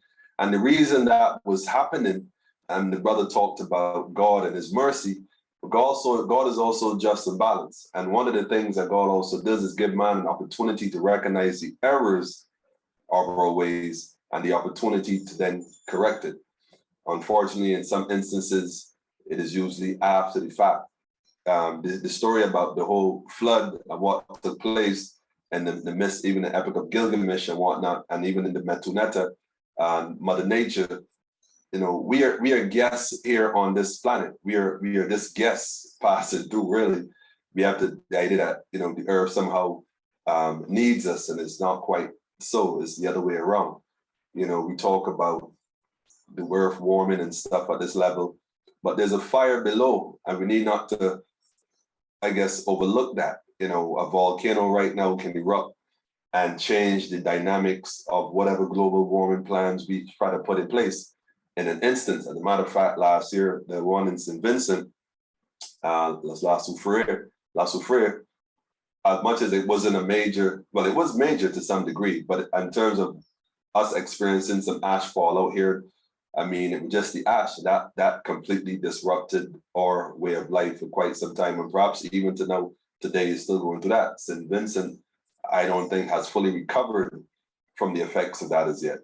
And so I'm saying that to say this, as a Rasta, I look at this from a very spiritual perspective. I realize that man in our ways over a period of time have gone astray from sacred way of living, from being more collective and looking out for each other, being our brothers and sisters keeper. And as a result of this, there's consequences to our action. As a matter of fact, our prime minister at the COP26 they had a couple weeks ago, made a profound statement about, when will leaders lead? And I think the national world kind of grabbed to that and ran with it.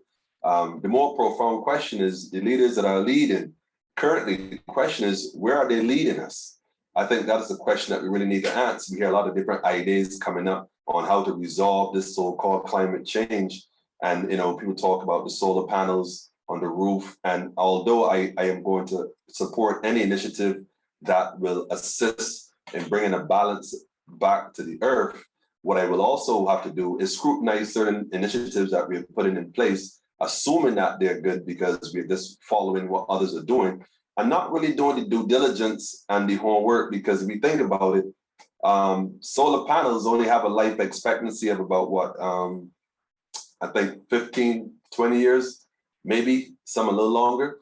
So after we then put all these panels all over the place in a few years, we have to go and move them. But then what do we do with all these old panels? The batteries, some batteries last about 5 years, some maybe 10, maybe 15 the most. After all these batteries are accumulated, then what are we going to do with them? So are we in an attempt to save the climate, destroying our environment? I mean, when you look around now, these large farms are being built, and Barbados is not as large as some of the larger countries. So we have these smaller plots, but we're taking up large areas of what would have been in some cases agriculture land, and we're now putting solar panels. The problem with that is you can't really incorporate the two, because you can't really plant much food under the panels. You need sunlight. The panels block the sunlight. The dangers that might pose to birds, for example. I mean, or even bees. I mean, so there's plus, but there's also some negatives. And although it sounds like a good initiative, let's go ahead and put panels on every building in Barbados, I would beg to differ. I think that'd be a grave mistake that we'll learn later in life, especially the small developing state, that wasn't in our interest. So I think that as a people, we need to look at a culture to be more specific, because it's a bit hypocritical to be in Barbados borrowing money from China, who are probably one of the largest footprints, what they say, in global warming, and not recognize that the money we are taking is being produced as a result of destroying the earth. So, you know, we have some questions we have to really answer ourselves. And as a Rasta man, I tell you, we have to look at this spiritually. So we can't say A and not say B. If we're going to go forward with ideas and solutions, I think this is a perfect opportunity, Ashley, and I must commend you for having the vision on this, because it allows the dialogue to start, and not just from the religious base, because most religions are waiting for the return of the Christ, or in Islam, the Mahdi, or some other prophet. The reality is there's a destruction that will basically follow such. So while we are not saying that we are looking at a doom and gloom situation, what we are going to do, however, is be honest with ourselves and realize that we're going to have to draw lines and start to maintain that whole, like I think the brother said it when the Seventh-day Adventist, start first by looking at self, look into self, dealing with self as an individual, and therefore then as a family and as a community and as your parish and as your island, and by extension, your country or your region. But there's some soul searching that has to be done. And in terms of climate change and the carbon footprint, one of the things we have to also be realistic about, especially as the Africans on this planet, not using the word loosely as Africans, but the Embo people or the indigenous people, we are carbon. We are carbon. You know, we are carbon-based individuals, and we do generate energy, we do generate heat. And one of the things we must be mindful of is when we hear a thing about, you know, removing the carbon footprint, and knowing that we have been dealing with an enemy for quite some time. Let us not be naive not to make the assumption that part of that is not population control.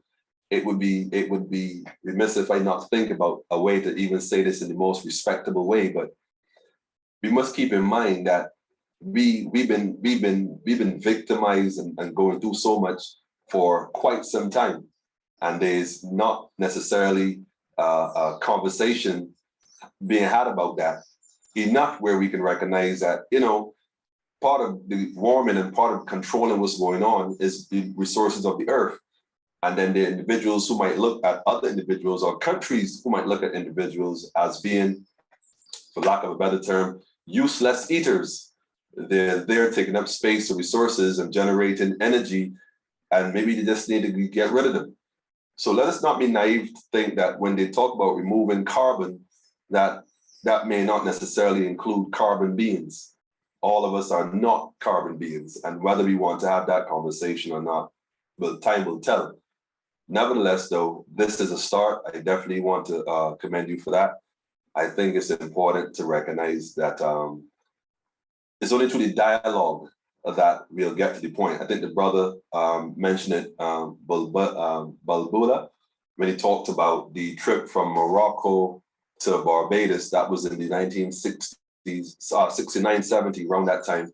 And it's called the Ra, it was the Ra expedition, something like that it was called. And it was interesting because he did mention the fact that they did identify some aspects of pollution on the ocean, which obviously other people were taking advantage of the fact that no one was in that region and just dumping stuff in the ocean, which is funny because Barbados is the island in the Atlantic. So a lot of that pollution would come in our direction. So It was good that they could recognize that and bring to our attention a lot of the different things we need to deal with. But like I said earlier, there are larger countries who have a greater responsibility. Whether or not they take a responsibility or not, time will tell. But what we must do as a people, as a nation, is be honest with ourselves and recognize that not every suggestion that we're getting may be the best suggestion, the best solution. So although some things seem plausible at this point in time, there is a spiritual reason why all of this is happening. And just like in the flood and the time in the scriptures, we talk about God cleansing the earth, since we're using religious as this foundation to have this conversation, it was because the people had gone astray. The people had gone astray from the teachings of the Almighty. They had gone astray from the principles of God, from a life that was more what we considered of a righteous nature. And we've gone after different ways, and therefore there's consequences. You cannot spit in the wind and not expect it not to blow back in your face. So I don't want to preach the end prophecy, doom and gloom, but what I will say is that we definitely at this hour in our existence, we're all here for a divine purpose.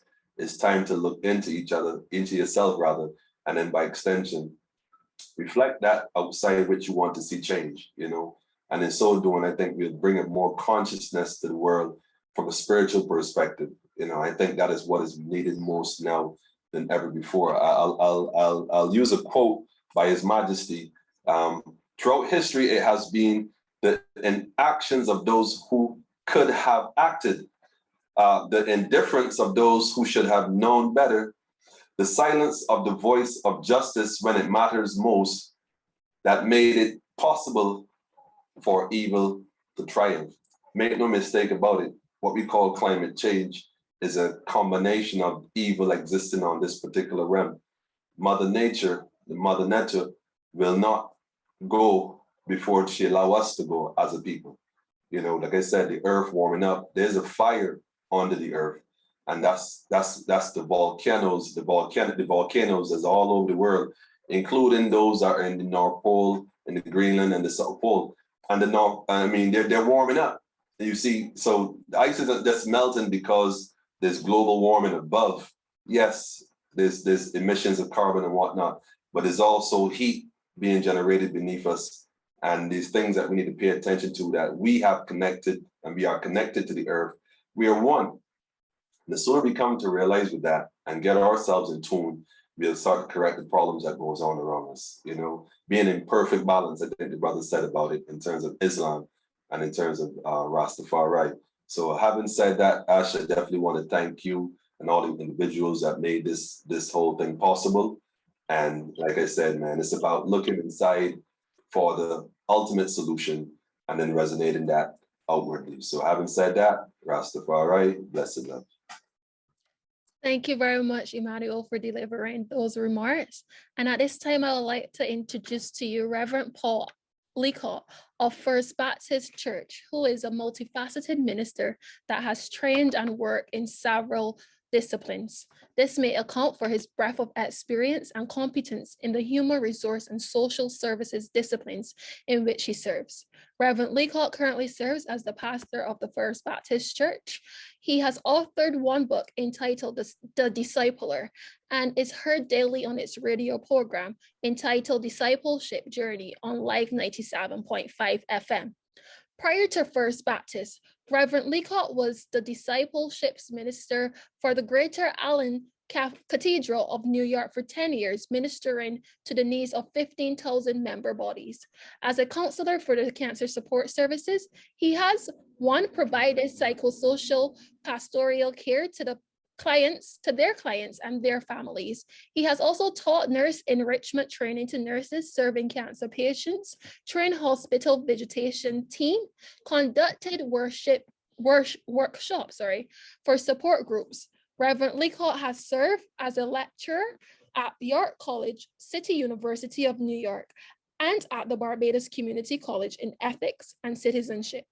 Additionally, Reverend Licot has served as a para-chaplain for over 20 years at Rikers Island, Woodbourne Correctional, Danbury, FCI, where he has been commended numerous times by these institutions for his ministry to persons incarcerated at those penal institutions. Reverend Licot led a short-term mission to Haiti in the wake of the 2010 earthquake, and to Taiwan, both in Tapai and the coastal cities. At present, Pastor Licot, is undergoing training in clinical pastoral education. Over to you, Pastor Licot, to deliver your remarks. Thank you so much. And it's such a privilege and a pleasure to be invited to this very unusual, I must say, forum. And I want to commend you highly. I want to commend all those who are part and parcel of Ashley Foundation for convening this conference and including the church. As you know, the church is made up of a cross-section of society, and it's not immune to any, but affected by all the ills that society have, be they national, regional, or international. And when we come to the subject of climate change, we know that climate change, whether it improves or disimproves, is not self-perpetuating. Climate change is not a thing in itself, but it is as a result of the behavior of human beings. Is what we do that affects the climate. And therefore, whether things improve for the better or the worse has to do with the mental, spiritual changes that we exhibit and that are manifested physically. In that respect, then, the church should be significantly involved and concerned. As was said by my colleagues, it is the Lord that created humanity and created them to be stewards of the entire earth, have dominion over it, he says, to rule over it, rule over everything. Man was given the governance and the stewardship of the animal kingdom, the plant kingdom, every aspect of life. He was made to be in charge of. The entire ecosystem was to be under the governance of man. It is from the cultivation of the earth that the man derives his food. It is his life source. And so it was as God created it. Unfortunately, because of the fall of man, that broken spiritual relationship with God has led to poor management of the earth.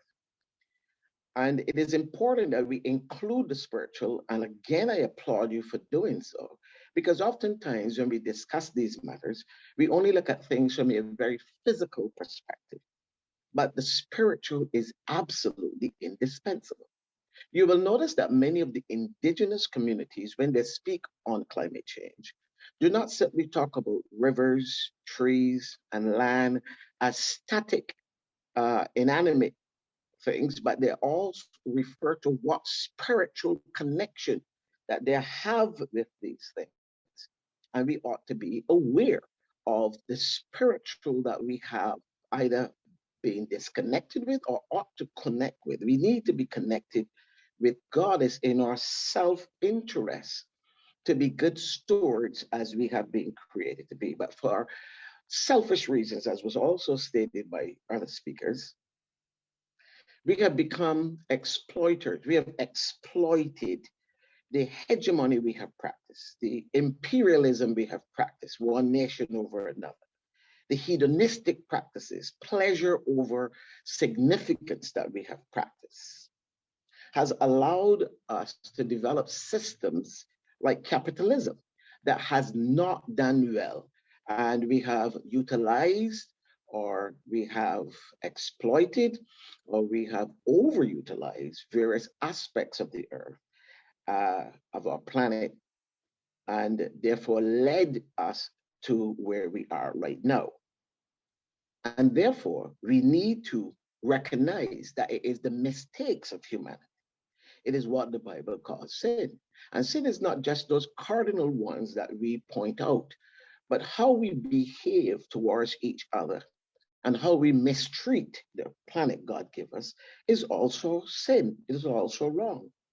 And we therefore need mental changes. We therefore need a spiritual renewal within ourselves so that we might be better able to do what is right.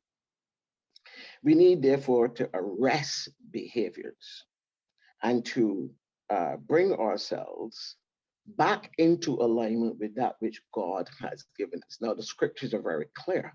There are apocalyptic disasters that will occur if we fail to do what is good and what is right in respect of the responsibilities that God has given to us.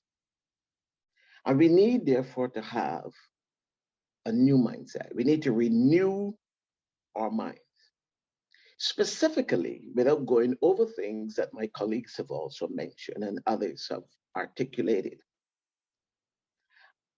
looking only from the perspective of what church can do and what we ought to do, one thing that I would like to see us advocate against, and personally I'm concerned about this, is the amount of pesticides and herbicides that Barbados use in its cultivation of products, which harm the environment and ultimately is harming us ourselves and producing illnesses that we need to mitigate against. Because clearly, since we sit at the top of the ecosystem, if we are ill, if we have no regard for ourselves and our own well-being, how then can we have regard for the earth, the planet itself? I would like us, as we consider these things, to really pay attention. As was mentioned in my bio, I very much interact with persons with cancer and all the other ailments that are many times have environmental factors involved in them.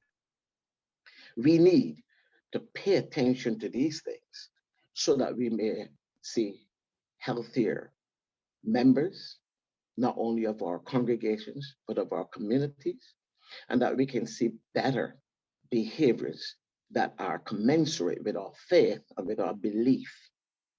And with that, I want to thank you for our participation, and I can assure you that we will be speaking to our membership and speaking to our community and promoting within our own practices and within the practices of our members that we are to be good stewards of the earth, just as God has created us. Thank you so much for this opportunity to speak, and may God bless your efforts. Thank you very much, Pastor Licot, for your contribution in these. And at this time, I'd like to introduce to you Bishop Reverend Derek Richards, who is a Methodist minister and is currently the president of the Methodist Church, South Caribbean District. The district comprises of all Methodist churches in Trinidad and Tobago, Grenada, St. Vincent and the Grenadines, St. Lucia, and Barbados. After completing theological training and graduating from the United Theological College of the West Indies and the University of the West Indies, Mona, Jamaica in 2004, Bishop Richards was appointed to the South Trinidad Circuit in the Republic of Trinidad and Tobago and became its superintendent minister 4 years later. Bishop Richards eventually spent 12 years of unbroken service in South Trinidad.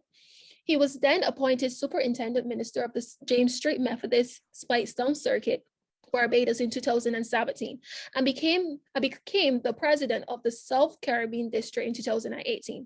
Bishop Richards is married to Floya Shade Mears Richards and is a proud father of 2 children, Samoya Richards and Aaron Richards. Bishop the Reverend Derek Richards has a deep passion for the salvation of souls and the equipping of the church to walk in the fullness and the power of the Holy Spirit. Over to you, Bishop Richards.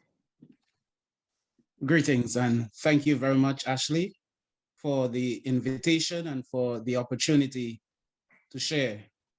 I too want to commend you on this brilliant initiative and for including faith-based organizations. Honorable Kirk Humphrey, Bishop Joseph Atherley, representatives from faith communities and other participants. We've heard today that it is a well-established fact that small island, low-lying developing states have a high dependence on the wealth of resources within the coastal areas and oceans to support our national growth as well as the global economy. However, it must also be stated that the starting point for the church in tackling the issues of climate change is not the scientific evidence nor the economic implications, as important and undisputable as these are. Our imperative comes from Scripture. Overharvesting of the earth's resources and the injection of dangerous and destructive elements in the earth, the church acknowledges a God-given mandate to be responsible stewards of the earth and the resources therein. According to Genesis chapters 1 and 2, we're reminded that God gave human beings dominion over the created order. Unfortunately, humanity vastly misinterpreted dominion to mean domination. To have dominion means to have the care of, to protect, to steward.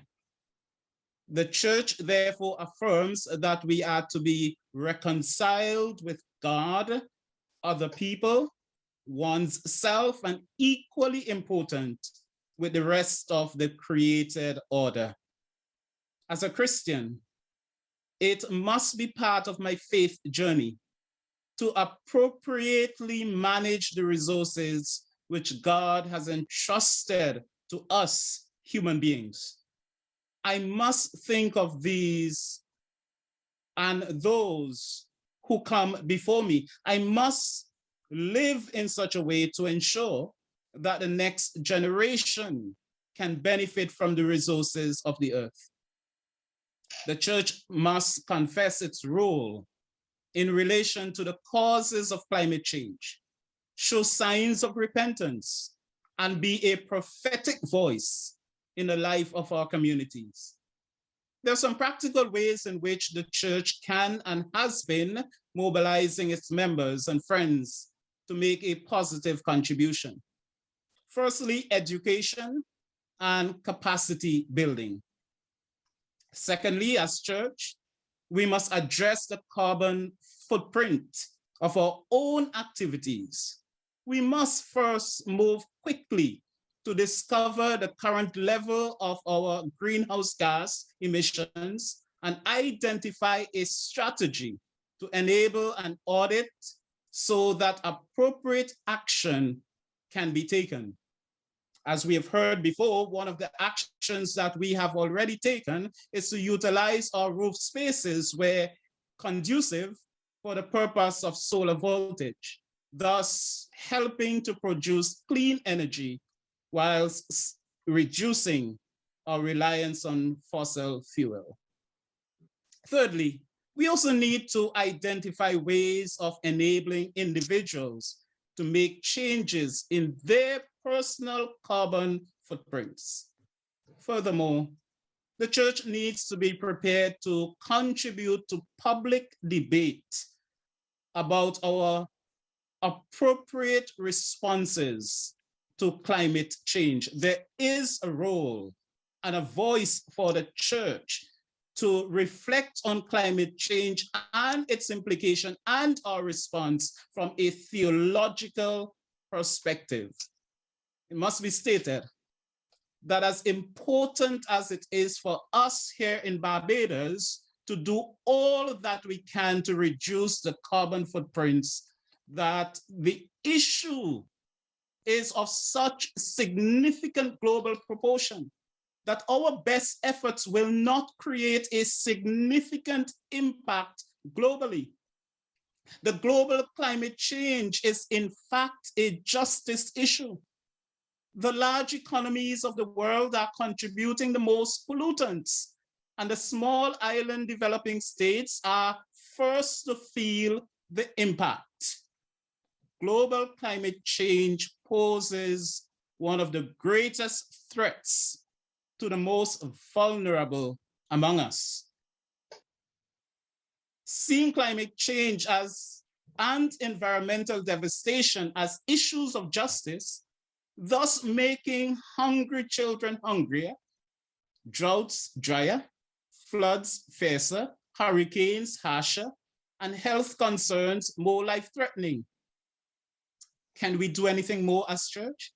Yes, I'm reminded that it was John Wesley, the founder of Methodism, who engaged, encouraged, and supported William Wilberforce to fight for the abolition of the slave trade within the British Parliament. Similarly, we can lobby international faith-based organizations to join us in our advocacy. Many of our churches are a part of the World Council of Churches, and we must use that forum and that opportunity to ask for special considerations to impact the climate change on small island developing states. And therefore, we must encourage our representatives to let their voices be heard at that level while calling on the global church community to act, to advocate. Secondly, as a Methodist, I will appeal to the World Methodist Conference, a body that comprises all Methodist churches across the globe, and to call on Methodists internationally to highlight the justice issues associated with climate change and its impact on small island states like ours, for them to petition their leaders, especially the leaders in the global north, who must act. Again, I say that we must, as church, approach this from a theological perspective, which recognizes that we have a God-given responsibility to act, to preserve the earth, and to safeguard generations to come. Again, Ashley, I thank you for the invitation, and be assured that the Methodist Church of Barbados and by extension, the South Caribbean District stand ready to assist and to help pioneer something that is new, exciting, and transformative. God bless you. Thank you very much, sir, indeed, for your contribution, Bishop Richards. And at this time, I'd like to invite Mr. Renaco Bailey, one of our youth participants, to engage our distinguished panelists and our attendees in a question and answer segment. But I also invite you to stay for our session 2, which is after our question and answer segment, to hear our youth perspective on denominational activism and how more youth can be involved in taking action for climate change. Renaco, over to you. Thank you, Ashley. I think my first question to the religious leaders would be, where do you see, in the plans that you have mentioned taking place in your organizations, where do you see the youth being a part of this and extending this, extending these education initiatives?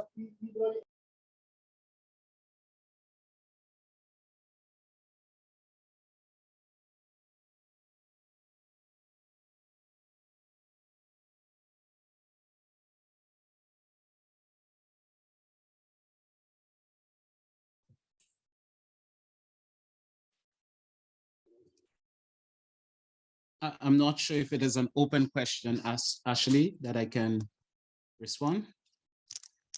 Yeah, it's an open question to anybody who wishes to respond.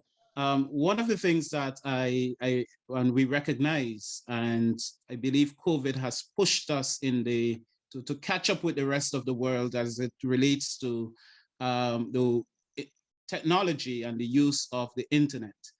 And some of our best minds, some of our most skilled individuals when it comes to information technology is our young people. And if we are really going to put up a meaningful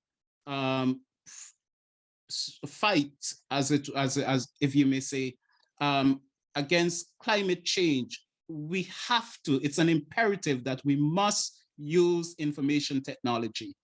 Who are the persons who are going to lead us there and really drive this campaign? Definitely for me, it has to be the young people. Not only in terms of driving that campaign, but our young people have the training, they have the knowledge, they have the skill, they have the passion, they have the drive, And definitely, I do not see anything that is transformative that excludes the young people. So definitely, I see the young people on board making a tremendous contribution while taking this beyond our ability to do so.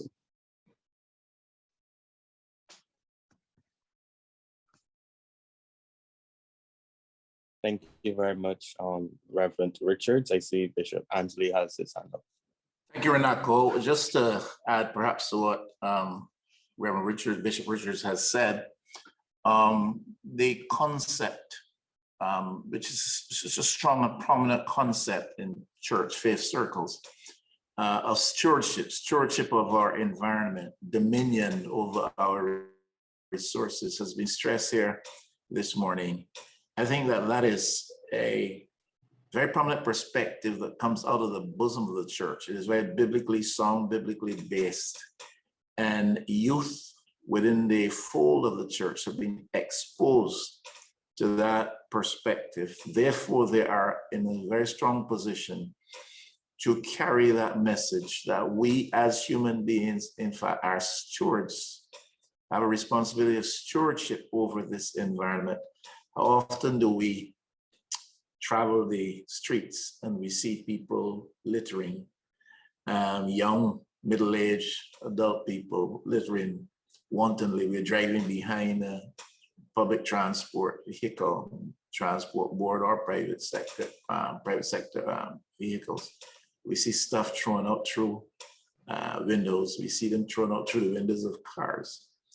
The concept, therefore, the notion of us being stewards of our environment with a serious and significant responsibility for how we treat that environment, and therefore then how that treatment of the environment impacts on us. It's a strong message that can be carried by church youth. Also, the element of peer influence. It is far easier for people your age, Renako, perhaps to have an influence over you in terms of the message they bring, the lifestyle, behaviors and features and disciplines that they want to espouse than it would be for perhaps me. I am a voice from the past, perhaps as far as you're concerned, but the now voices can speak loudly into your ears, and people like yourself. And I think peer influence, therefore, and the whole concept of the notion of stewardship is a strong thing.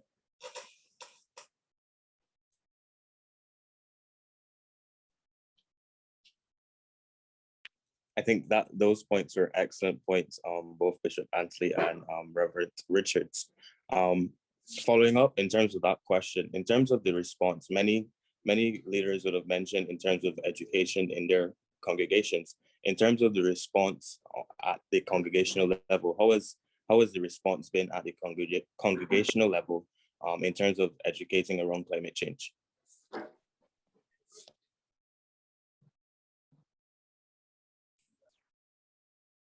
If I may, generally there's a positive response to taking care of the environment. Our church, at least from a Seventh-day Adventist perspective, has always promoted its members as being stewards of God's creation.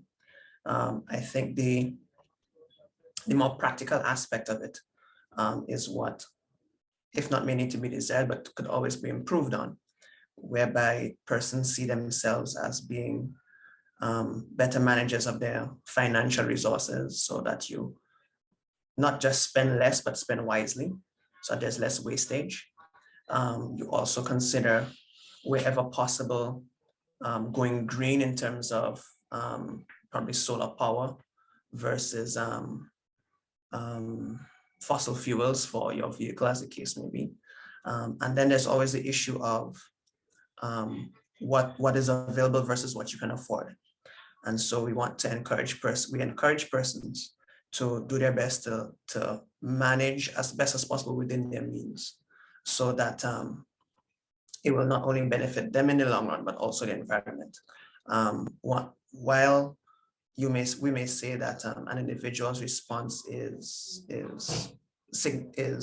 small in contrast to what large companies or larger organizations can do, if each one does their part, it makes a significant difference to the whole national or community level of preservation of the environment. So the little that we do can go a long way, and that's what we encourage.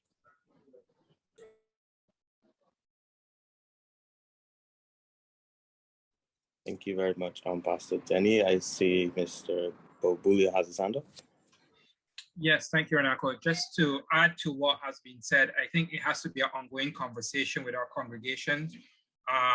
We are a microcosm of the wider society, and we find all types within the congregation as well. But what we are finding as it relates back to this topic, especially on your first question, the younger generation is who's driving this conversation. The younger generation are the ones that are telling the administrators of the mosque and the churches and so on, this is what we need to do. This is what we need to see within our own sacred spaces. We want to see greater attention to climate issues and conserving on power and not throwing the garbage around and so on. So that's being driven largely by the younger generation.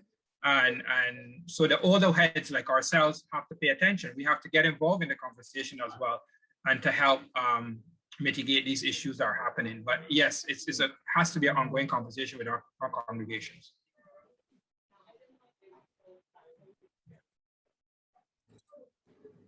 Thank you very much. At this time, I would just like to remind persons, especially fellow youth that are present here today, that they could feel free to engage in the conversation.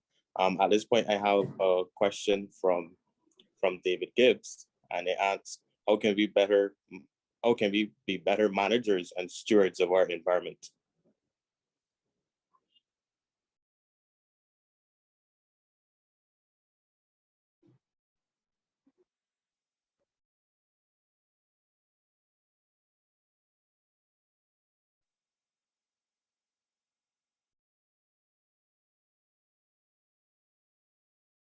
I guess no one is taking the question, but I think by and large, we have to be the ones that are the examples. We have to be setting the examples by and large within our faith communities. We have to be ones that are the leaders in this regard as well. If we can't be expecting the society or people in the community to follow, we are not the example. So we have to lead by example. We have to be the trendsetters. We have to be the places of worship, the congregations, our people, or ourselves have to be part of doing the right thing. As Bishop Ali mentioned, when you see someone throw something through the window or garbage, we have to be able to stand up and say, no, this is wrong. We should not do that. Unfortunately, that we just see people do it. We condemn it within ourselves, but we don't say anything. We don't advise others not to do it.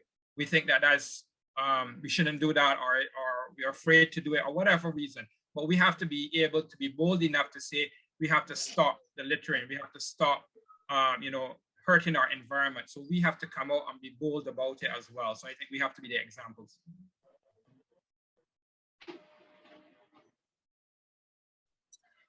Reverend Richards. Thank you. Just to add to that, and two specific things that I want to point to.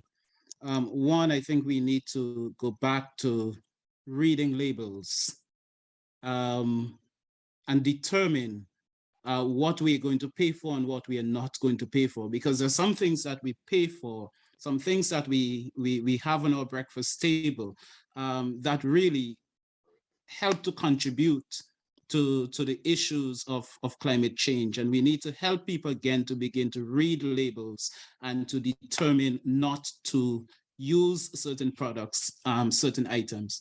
The second thing that I want to point to, very simple. There was a time in Barbados and in the Caribbean where every household had a backyard garden. That's no longer the case. We pave the area, or we prepare the area in such a way that we no longer engage in that kind of feeding ourselves. And when we look at the food bill for Barbados, it's unsustainable. Coupled with the medical bill, and the food bill and the medical bill are connected. And there is a way in which we can definitely correct that. If, again, we just encourage persons simply to go back to the backyard garden.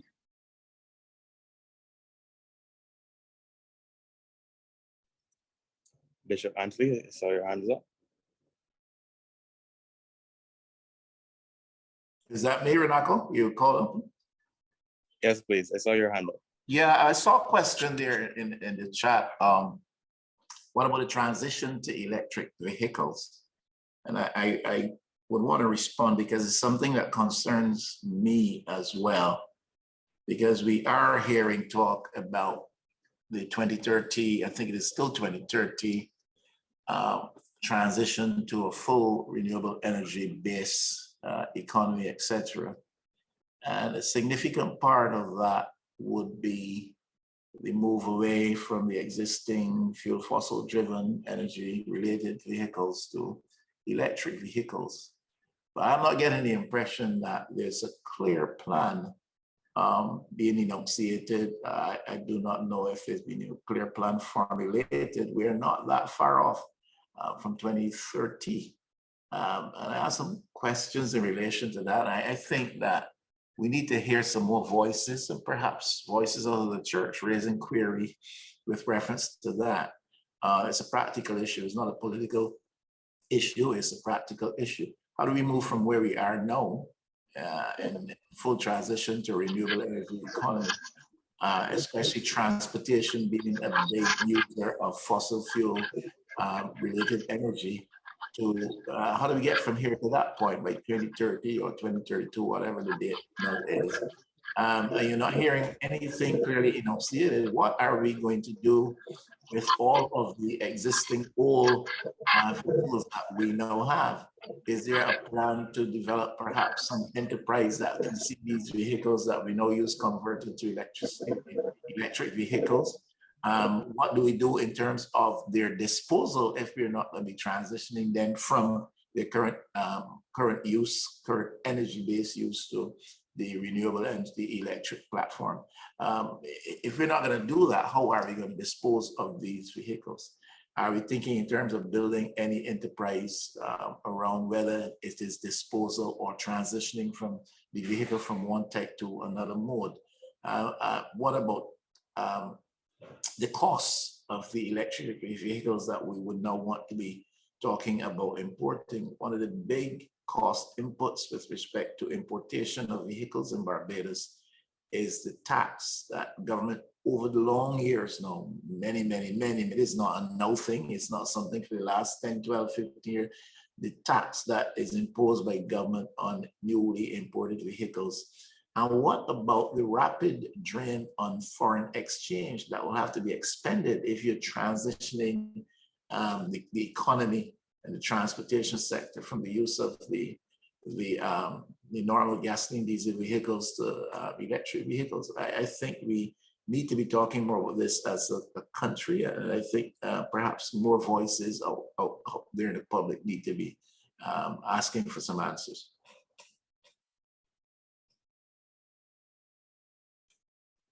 Thank you very much, Bishop Anthony. I think my next question would be in terms of earlier we would have mentioned various education in terms of mitigation, but in terms of the efforts of the religious organizations, are there any climate adaptation initiatives, whether it be education or practical initiatives being undertaken by religious organizations?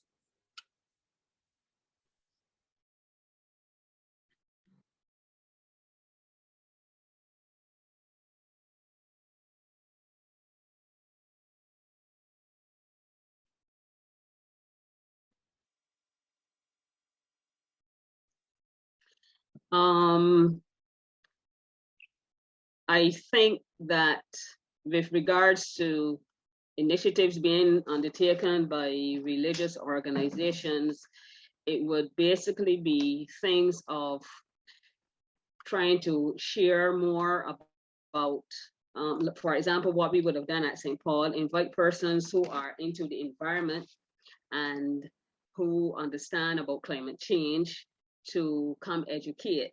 I was saying to my 14-year-old that I am speaking on this topic. He said, "Mommy, what do you know about it?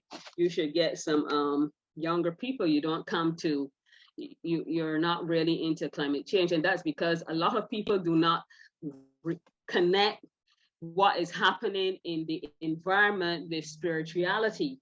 So when we say the Christian obligation is to take care of your surroundings, people don't see the connection, and that is where we have to be more agitating or encouraging and sharing to let us know that the world and our life, our soul, our spirit, all of it works together. It is a unity. Once we recognize it, it's a unity, that creation is part of our existence. And if we do not take care of our world, then we cannot really coexist. Then we are at a serious loss. So that education, that encouraging, letting persons know that taking care of the environment, just simply putting the garbage where it needs to be, doing the separation, all of these things are part of your responsibility, your moral responsibility to the earth, and also to your neighbor. That is how we take care of our neighbors. You know, some people, they take their garbage and put it on other people's property. That, my friends, is not on. That those are things that we need. All those things are things that we need to ensure that we do.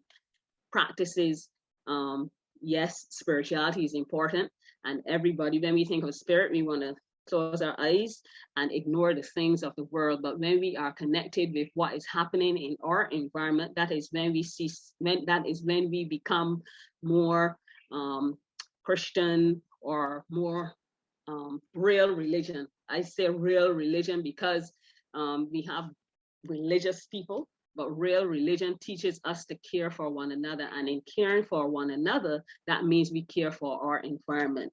And we have to ensure that our communication channels link. Okay, so there's no separation. Like, the old people understand this form and the young people understand the other form. We have to bring it together. It's only in conversating with young people that I know about carbon footprint and all of these. I have no idea what they're talking about, but the conversation is something that enlightens, and it really should enlighten all of us. So if we, all of us, understand that the earth is the Lord's and the fullness thereof, and then somebody gives you something, just like they give you a phone. Yes, this is a gadget now that you will treat well. The earth has been given to us by God, so it's our earth to take care of, and if we take care of the earth, then the earth will take care of us.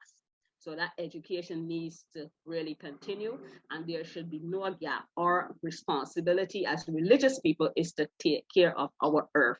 That would mean that as we phase into the electronic vehicles and so on and so forth, we will have to find ways to get rid of the others.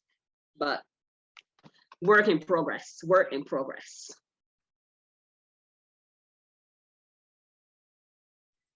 Definitely do agree. In terms of as we're wrapping up now, the last question, because we would all agree that there has to be a level of at least youth engagement or more youth engagement. Where do we see this conversation with our youth and with our congregations, the youth in our congregation, sorry, and where do we see this conversation around climate change going?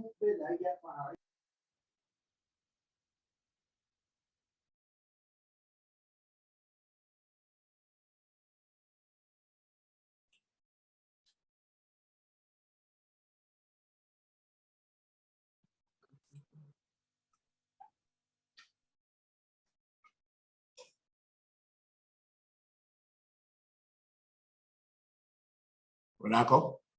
Yes, you could go ahead, Bishop Anthony. Yeah, perhaps my last word. You know, young people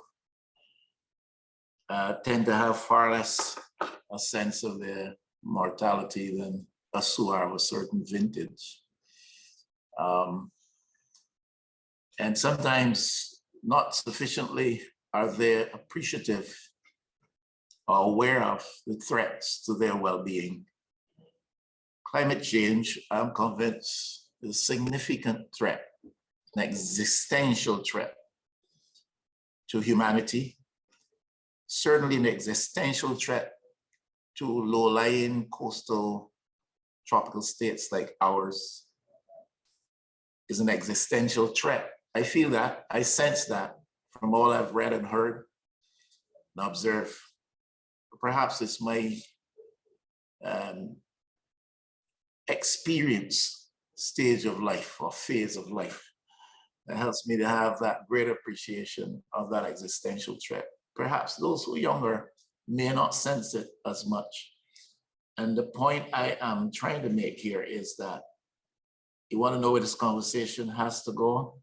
I really think people like Ashley and yourself, who are that young and in very vibrant age and being exposed to all that lies before us, who are possessed of a fairly high sense of awareness as to what this world, what humanity is now facing down. I think you need to be doing more of what you're doing right here, right now.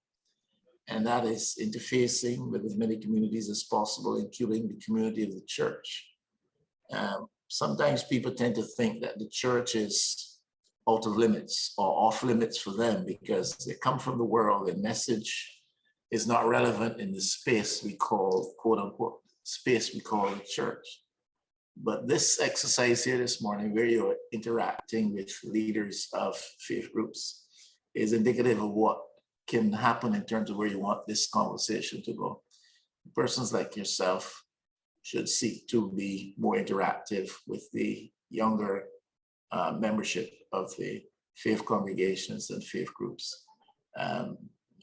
Heighten their sense of the threat to their well-being of this climate change business.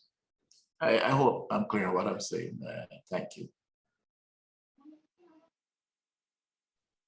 Thank you very much, Bishop Antley. Is anybody wish to jumping on this question? And as well as, really, as Bishop Antley would have mentioned, as the really direction of the conversation is going on a more holistic view of things.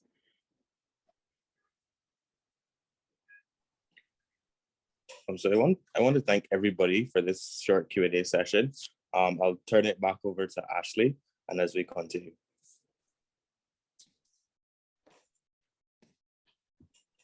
Thank you very much, Renako, for engaging our panelists in that question and answer segment, which was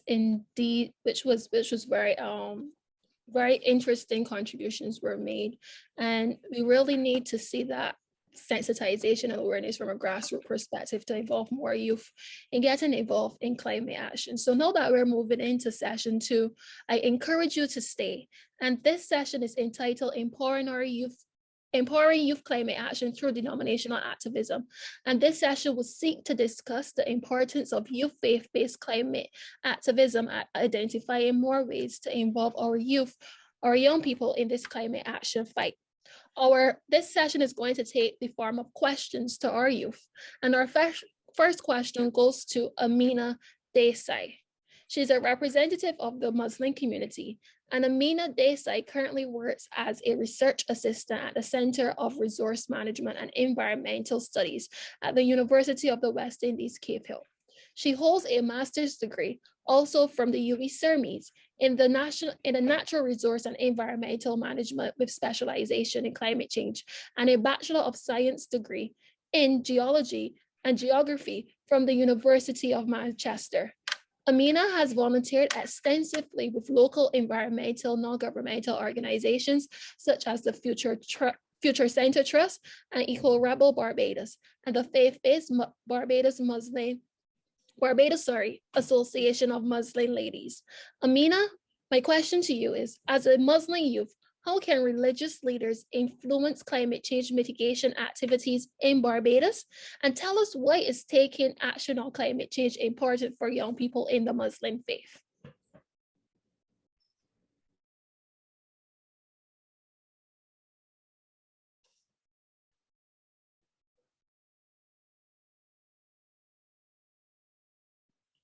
Amina, your mic is muted. Sorry about that. Let me repeat. Thank you, Ashley, for the introduction, and good morning, everyone. So to address your first question, religion can be a very powerful force in shaping cultural and individual identity. And as a result of that, religious leaders can have an impact on the behavior and the values of their community at large, but also for generations to come. So placing an emphasis on the environment, on the importance of the environment, it can hopefully shape the behavior, the thinking, and the overall approach that we in our communities have to the environment.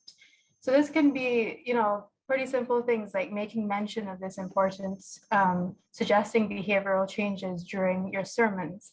You don't need to have an entire sermon on climate change, but having those constant reminders can be really beneficial. For me, it's about interweaving the environment and climate change into everything that you do. So if you're having an event, making conscious decisions that action important for Muslim youth.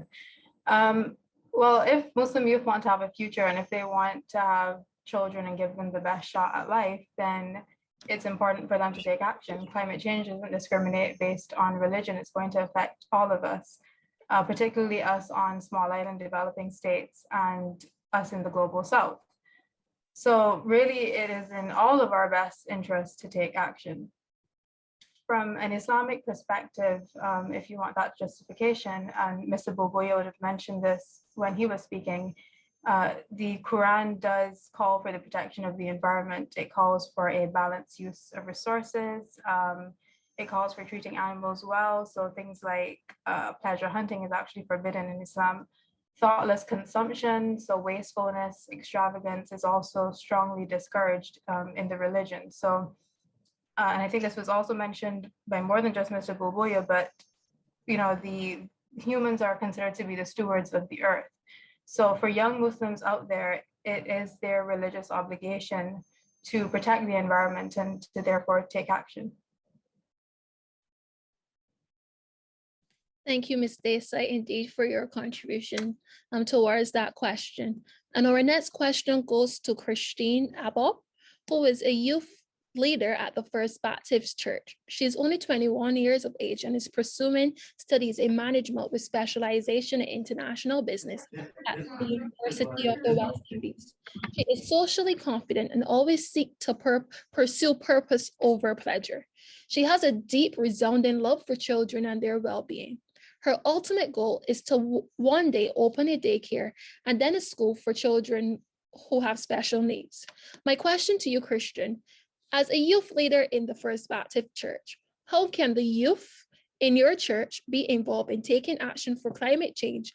And as an international business student, how can companies be placed under pressure to do more in tackling climate change? Good morning, everyone. Thank you, Ashley, for the question. Firstly, I'd like to address the fact that before action is taken, young people must be adequately informed of climate change and the ongoing effects it has globally. We cannot take action on what we do not know. Therefore, my course of action would be to inform. This information would then lead to a drive towards saving the planet in whatever major or minor way we can. As young people, we are valuable contributors to climate action, and my suggestion would therefore be to join the government in their initiative to plant 1 million trees. We understand that deforestation is a major hurdle in promotion of a sustainable environment, and it would assist. This project would assist in the offset of CO2 emission. And as I said, it would help in the promotion of a sustainable environment. Additionally, as a small in-house activity, the youth can make and design reusable bags for members of the church as a measure for fundraising, fellowship, and encouragement to go green.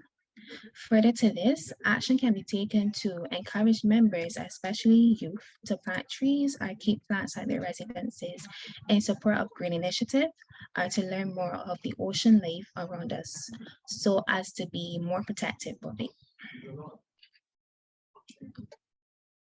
To answer your second question, knowingly, international businesses are responsible for at least 71% of global carbon emission.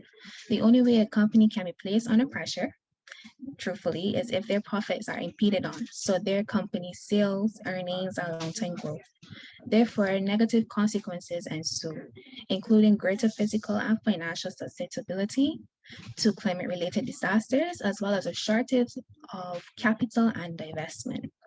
Additionally, reputational damage among stakeholders, higher operational expenses owing to inefficiencies, as well as problems attracting and keeping the finest employees are considered tertiary financial consequences of the inactivity and measures that would pressure businesses to tackle climate change. Lastly, from an international business standpoint, as climate changes continues to be the hot topic of the century, businesses will eventually seek to reduce their carbon footprint to remain competitive in the industry. So measures like carpooling, transitioning to solar power, and having fleets of hybrids will need to be implemented.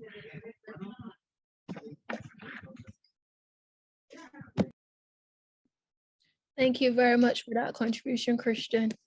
And our next question goes to Renako Bailey, who you heard earlier. And Renako is a passionate environmentalist who stands with youth globally in the call for climate action. Being a citizen and resident of Barbados, the effects and challenges that climate change has caused are felt and experienced daily by Renako. Renako became an ambassador for the Healthy and Environmentally Youth-Friendly campaign in 2020. This campaign is a Caribbean-based initiative with a global reach, uniting and enabling young voices globally in the fight for climate justice, healthy and sustainable living, and a more inclusive world. In 2021, he joined the Hayes campaign course team as a youth network research director, using his skills for outreach and research within the campaign. In September of 2001, Renako represented Barbados and Cayman at the Younger Forum organized by Bridging the Gap Ventures. During this time, he took part in numerous learning and advocacy activities hosted under the thematic tracks such as climate change and sustainable living and equality and inclusion. Renako strongly believes that life as we know it today is under a nuclear attack, and action must be taken immediately to stop the attack. The time is now to educate and agitate. The time to educate and agitate is now. So Renako, my question to you would be, how can young people participate in shaping their country's national vision for a sustainable blue economy through denominational activism? Thank you, Ashley, for the question. And I think in those few words that would have been mentioned in my bio, that those are the main areas in which young people can contribute in shaping their country's policies by educating and agitating where needed. I think, for example, would have been mentioned in religious organizations. In religious organizations, take up the charge in leading the education amongst the other youth within the organization, and share with them about climate change. Press upon your leaders to talk about climate change and the protection of the environment. Press upon your leaders and even begin practices such as, as we all mentioned, the importance of being your brother's keeper. And for example, lead projects such as sustainable horticulture and sustainable farming where necessary within church properties, and assist in the national venture to plant trees across the church property. I think as well, we as young people, we stand a chance in as well by educating and agitating, by creating where needed and pressing upon our leaders, our religious leaders, to create where needed a climate change or environmental protectionist committee on their religious organizations, and have youth directly involved in these committees. And these committees would guide church and guide religious-based organizations in terms of their mitigation and adaptation techniques and policies regarding climate change, and as to what is really needed and the education really needed around climate change. These are the aspects that I think young people really can participate in shaping their country's national vision for a sustainable economy through denominational activism. Thank you, Renako, indeed, for those recommendations. And our final youth who would be engaging in this dialogue today her name is Jakelia Hewitt, and she is a student of the University of the West Indies Cape Hill campus, who's in her 4th year of pursuing her bachelor's degree of medicine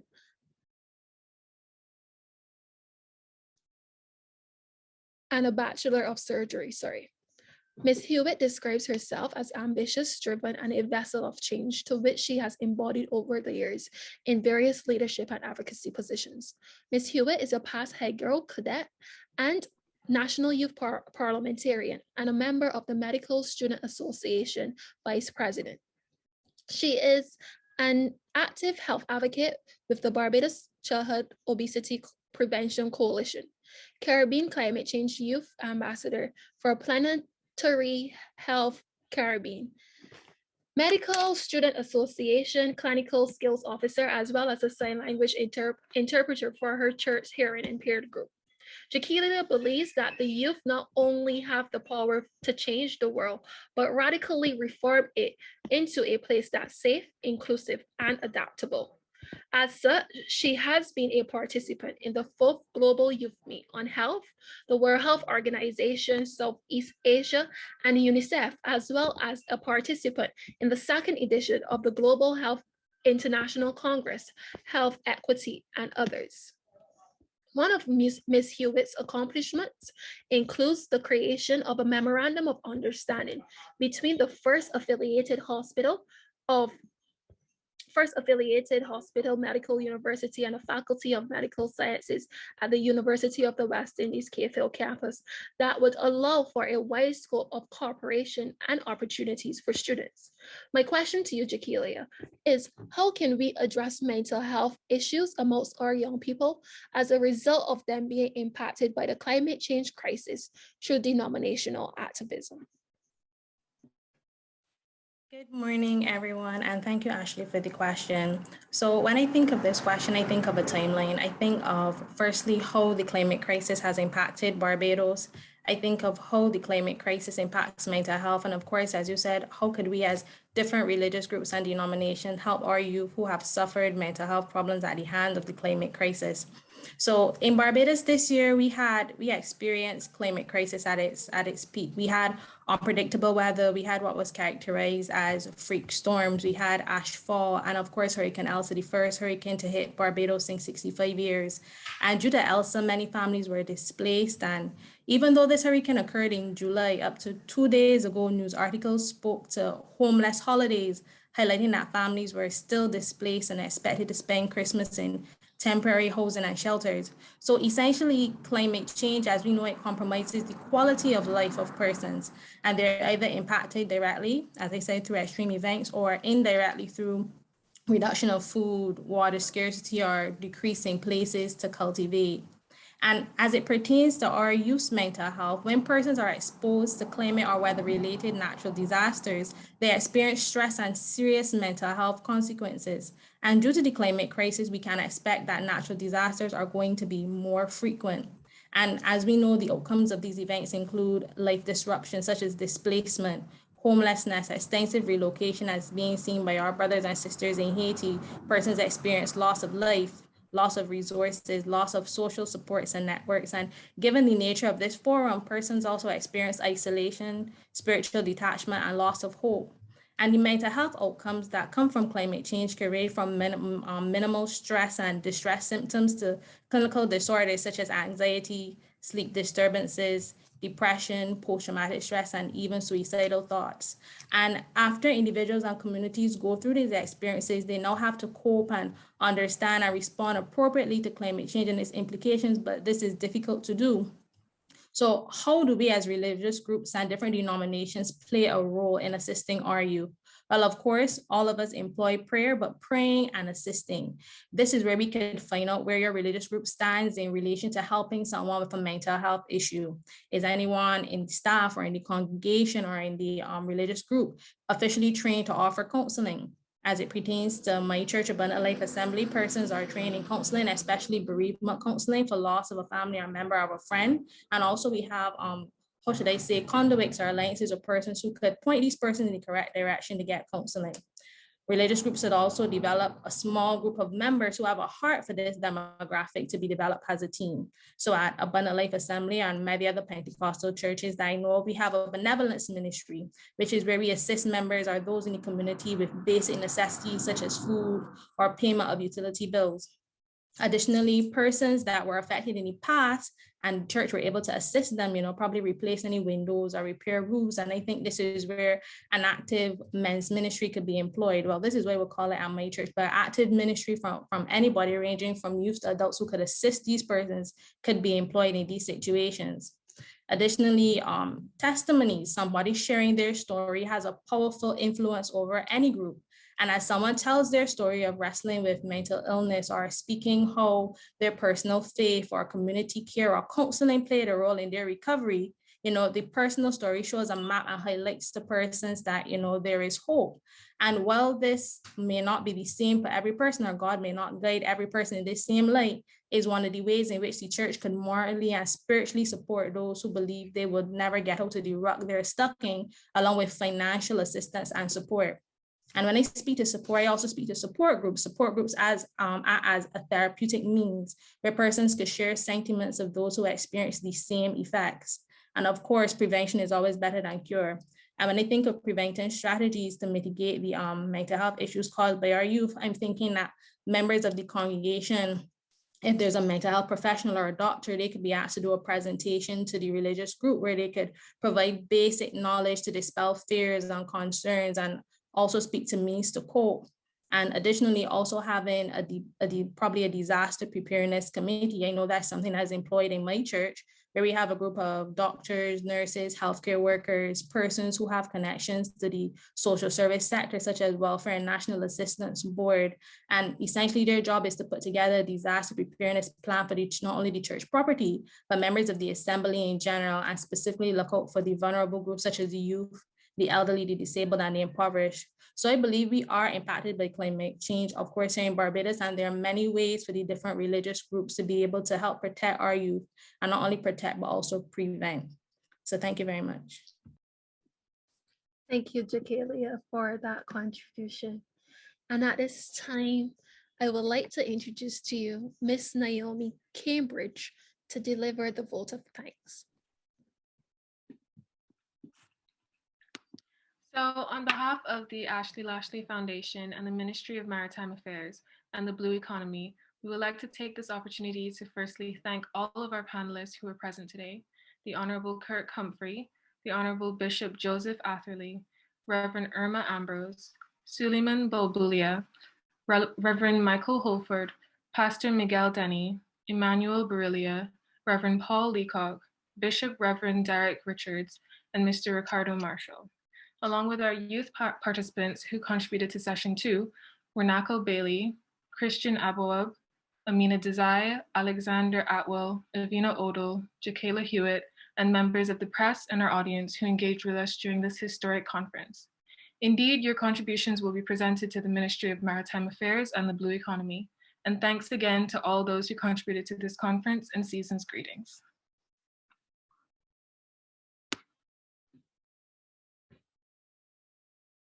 Thank you, Naomi. And again, thank you to everyone who accepted our invitation to engage with us today. And I'm looking forward to see where today's conversation will go and how we can continue this discussion and how we can continue to engage with each other to take action for climate change. Thank you again, and I hope everyone have a great weekend and season's greetings. Thank you, Ashley. All the best.